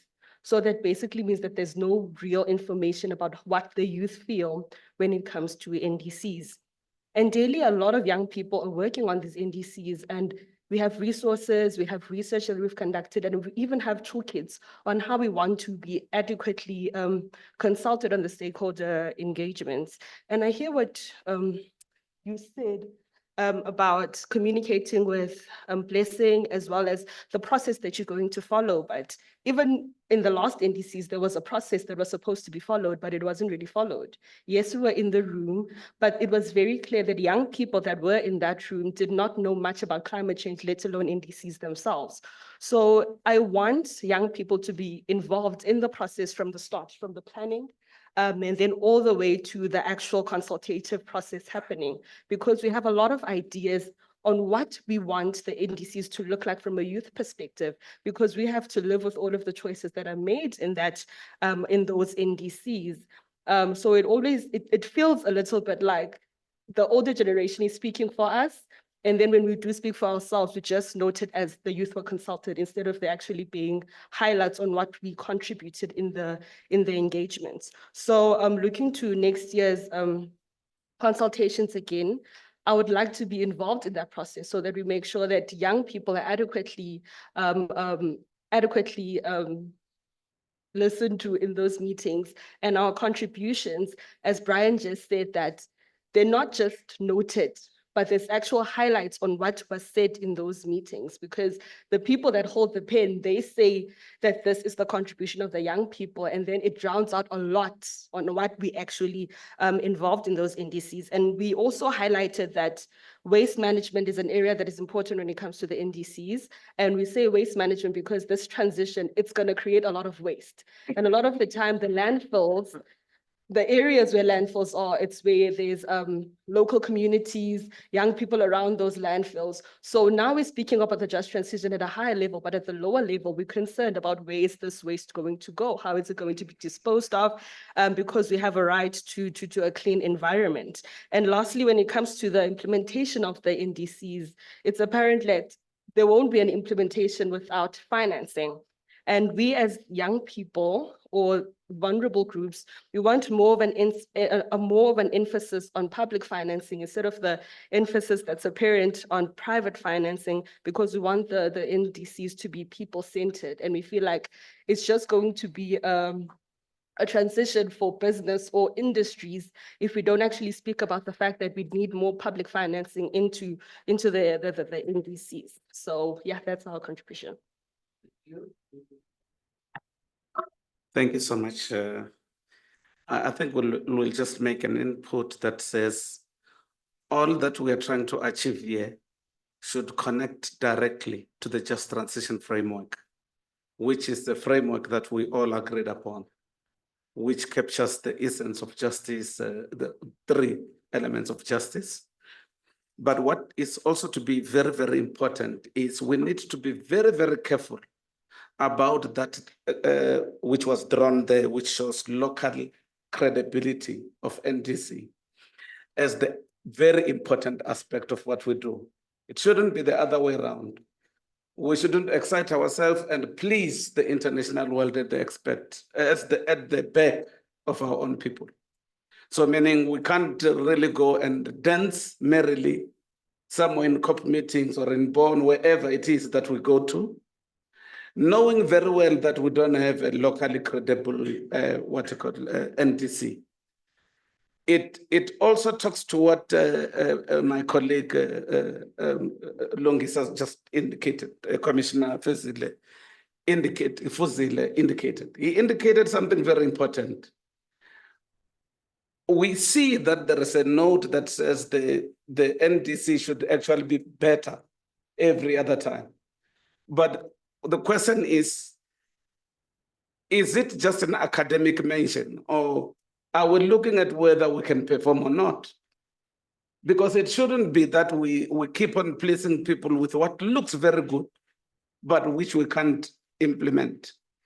And I say this because there's quite a lot of things that are joined together that assist the NDC. Let me just make a practical example. For instance, we should look at the IRP, for instance, and look at the NDC and see if these things work together. Okay, let me just also go further and say, let's look at our economic policies and how we're gonna have our economy going. See if it agrees with the NDCs. We shouldn't be abstract about it because the danger is what we see. It looks like there is an abstract world of NDCs which is not connected to reality. And that reality is that there are poor people, 55% of our people are living in poverty. So whatever submission we make should consider that, and not only consider that, but seen to be having things working to make sure that the NDC becomes a reality for everybody alive in South Africa. The unfortunate part is we can forget that we've got unemployment, poverty, and inequality. We can even forget that we are a low growth economy. We can most likely use the NDC to get more and more debt against the debt to GDP ratio, which is not really very good to look at, and forget that it is not all about money. It's a balance. And we are supposed to find that balance, all of us. Let me make a final point that says there are issues of now I see people sometimes mention just energy transition and forget to mention just transition as just energy. Yeah, the bigger ball is just transition. But there is an aspect of it called just energy transition. We lose ourselves in that. We forget that we should be able to replan, reorganize, and diversify the economy in such a way that we can be able to achieve certain things. If we only look at the reforms, energy reforms, electricity reforms, and think we've got the ground covered, we don't have the ground covered. And I think that is what is very, very important to mention, that also looking at your informal sector, making sure that whatever it is that we're talking about of the NDCs doesn't deepen the crisis of people who are already in crisis, and include the people that are vulnerable and are excluded from the mainstream economy. This is not ideological. It is the reality of South Africans who are in the peripheral of the economic activity. And the difficulty is when you get the money, the loans, that's why we shout louder about grants. Because if everything remains the same, low growth economy, youth unemployment, poverty, and we also deepen other things socio-economically, we will have a difficulty to pay back the money.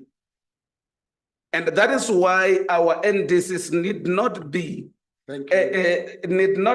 some sort of a fantasy. It needs to be acceptable or credible. Now, the last point is with regards to. Oh, that was your last point you said. Yeah, no. You said you're making. No, it's a very, very last. In my other life, I'm a preacher, so I close so many times. Last means last. So the issue of how we communicate NDCs and the use of language, breaking it down to acceptable levels, I think there is a lot of work. As organized labor, we believe there's a lot of work that must be done. Otherwise, even in your consultations, you will be in the room, Commissioner Ayan. You will be Ayaka. You will be in the room, but with a veil that is dark. So it's no use being in that room. So we need to make sure that we consult with people who know what we're talking about, break it down to language, and break it down away from science and to language that can be understandable. Thank you. Thank you. It's very unusual of you to, go on and on and on. Normally you are quite succinct in what you say. Stephen asked for comments on the process. If there are any other comments on the process itself should make it, not what should be in the NDCs, what consideration should be taken into account, but just, are you happy with the process he says, or do you want to insert some amendment to that process? He needs that information now because they're starting off the process. Please go ahead. There are two hands there. Thank you very much, Chairperson. Sorry, sorry. I had it on as well. Thank you very much, Chairperson. I just want to check because when we develop this nationally determined contribution, we make an intention as to what is that we want to do to reduce greenhouse gas emissions. But I just want to check if the NDCs we have, do they override other previous policies or previous strategies like the long-term mitigation scenarios? Because they state that by a particular time we're peaking, then we have a plateau and decline at a particular time. So I'm not sure if that is aligned or the NDCs would override those kind of policies.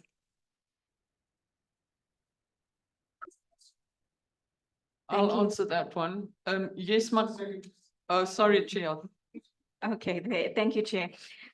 Chair, in terms of the process, I think business is very much supportive of the process. The fact that we're actually having a capacity building session, I think is going to be enormously valuable because you get everyone onto the same page.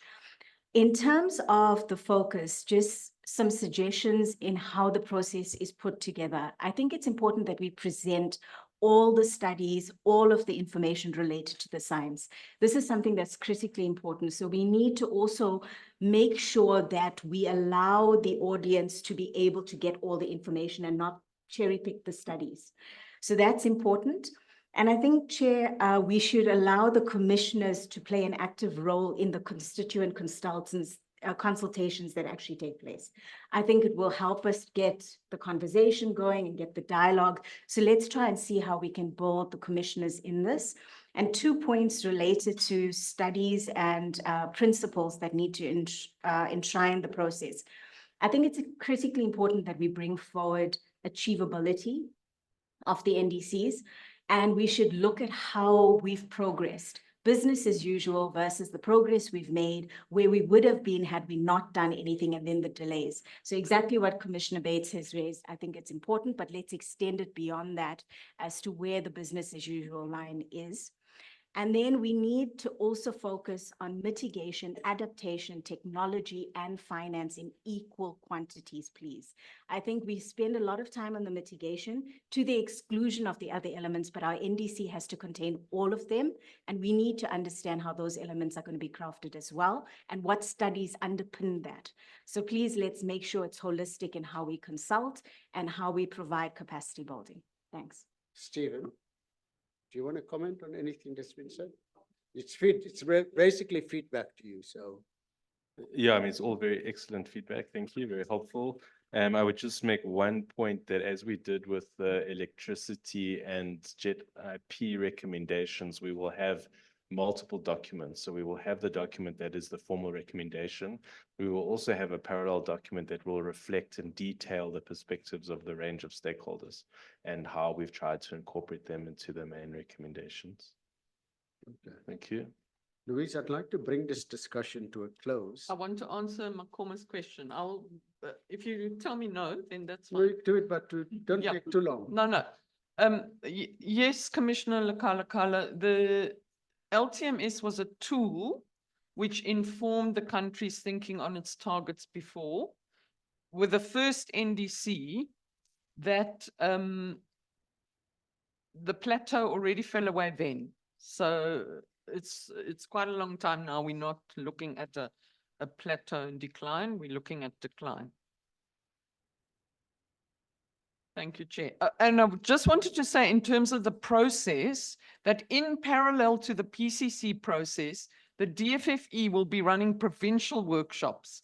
And I want to encourage people to, make sure these stakeholder groups will be covered by our process as the PCC, but that you also, take your views into those provincial consultations.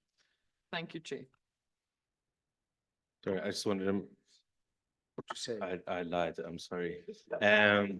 One last point is just to endorse Sharmini's request for commissioners to be involved in the capacity building and consultation sessions. Obviously, that is critically important. Good. So there were a few hands in between. Mr. Lesufi, you had your hand up at some point. I said I won't forget it. So Yeah, but is it too far? Okay, no, but he's the elder brother of Premier Lesufi. Manyasa Lesufi.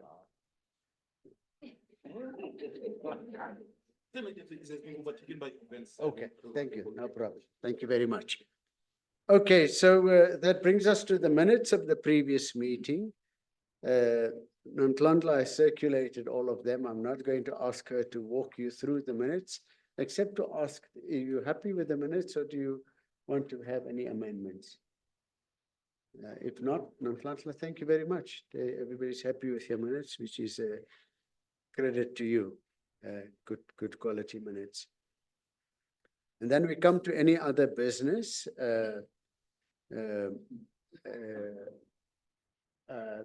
There's no hands for any other business, yeah. The only matter that we want to deal with here is that we say goodbye to Jacques Hugo today and to Melissa Fourie. It is their last meeting of the commission. Jacques, it has been wonderful to have you on the commission. And just to, I think your presence really helps us to make sure that we are seen as a representative body. And you've always been diligent, always been present, never really troubling the chair.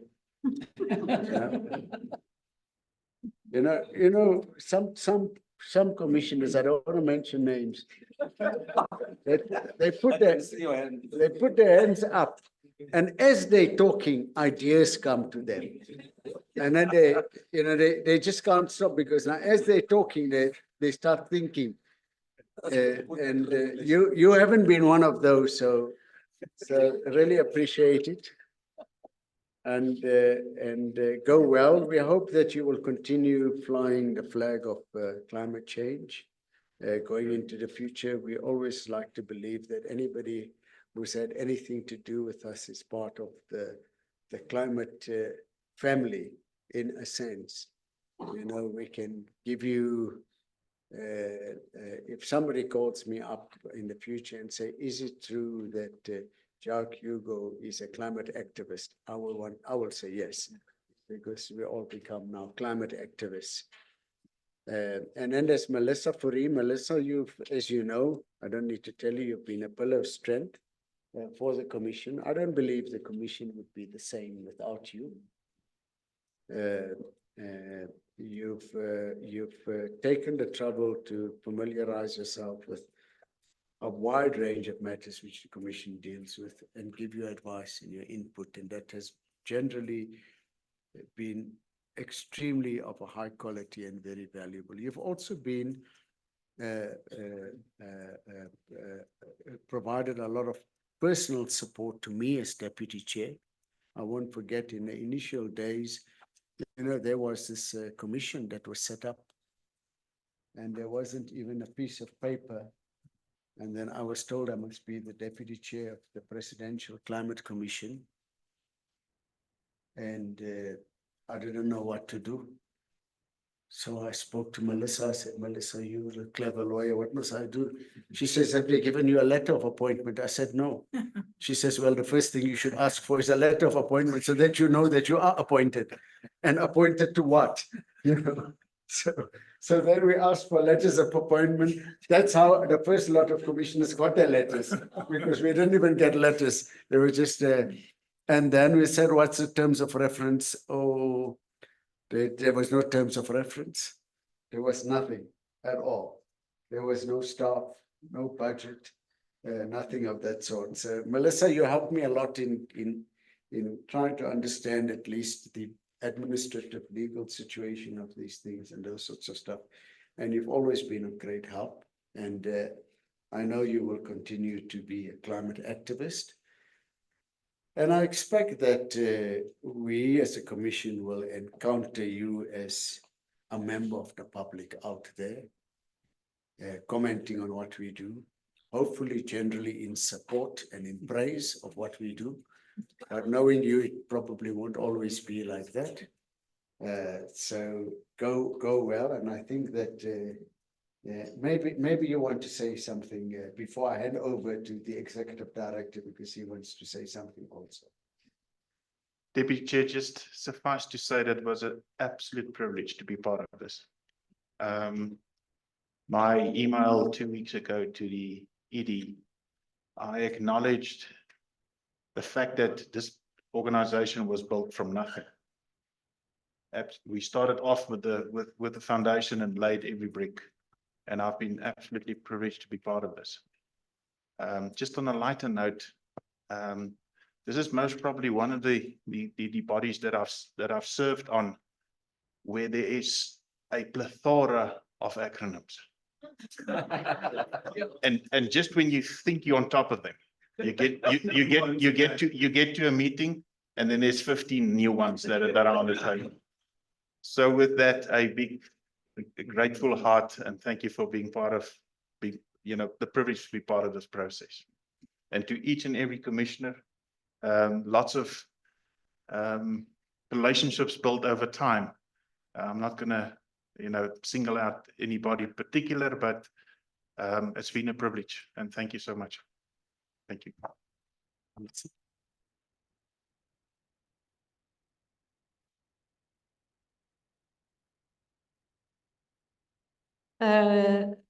Yes, it's been, I just echo what Jacques says, it's been a real honor to serve as part of this first commission.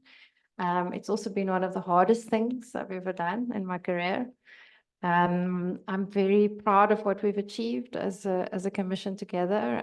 I mean, I've been reflecting a lot over the last few days about how things were in the beginning, and how much suspicion there was also amongst us when we first came to this. It's been a journey, and we've been through some tough things, some very difficult meetings that we sat through and sort of supporting each other through that, even though we don't agree on everything, and that's fine. That's why we're here. I'm also very proud of the way that civil society generally has been participating and supporting the Climate Commission. It's quite a big thing for them. And I don't know if people really understand that it took a leap of faith from many NGOs, community organizations, activists to support our presence here. And they challenged us, and they continue to challenge. Ayaka's smiling, she knows what I mean. I think it's added enormous value. And I just want to, for those people watching this, I want to say huge thanks to your support, your advice, you're challenging us through this process. And I hope that will continue after this. And just also a big thanks to the Secretariat, all of you who work so hard. I've got Katie Ross and Yuri Ramkuntu are not here today, but they've been the team working on the monitoring valuation working group. We've been fantastic. Just such a pleasure to work with. And I don't want to, I can't name everybody, but I do want to say that Nonhlanhla is an angel, and she's the most diligent professional person to work with, and I'm really going to miss her. Thanks, everybody.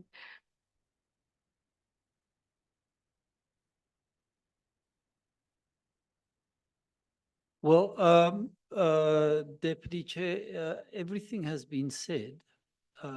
Just to say that your fellow commissioners and the Secretariat have written some cheesy messages of farewell. And we've got beautiful cards organized by Nonhlanhla, of course, which we'd like to hand over.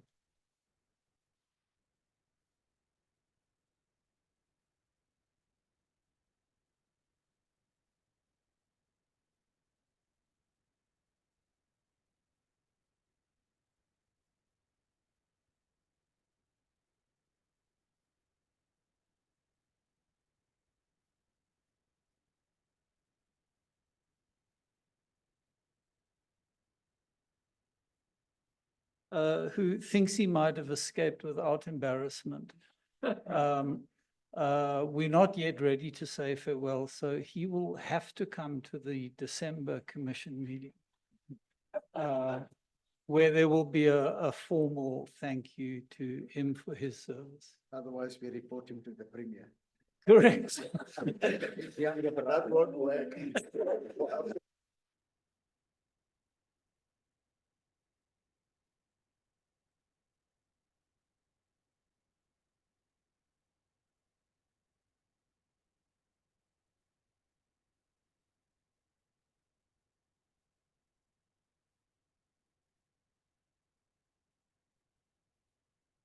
Thank you very much, Deputy Chairperson.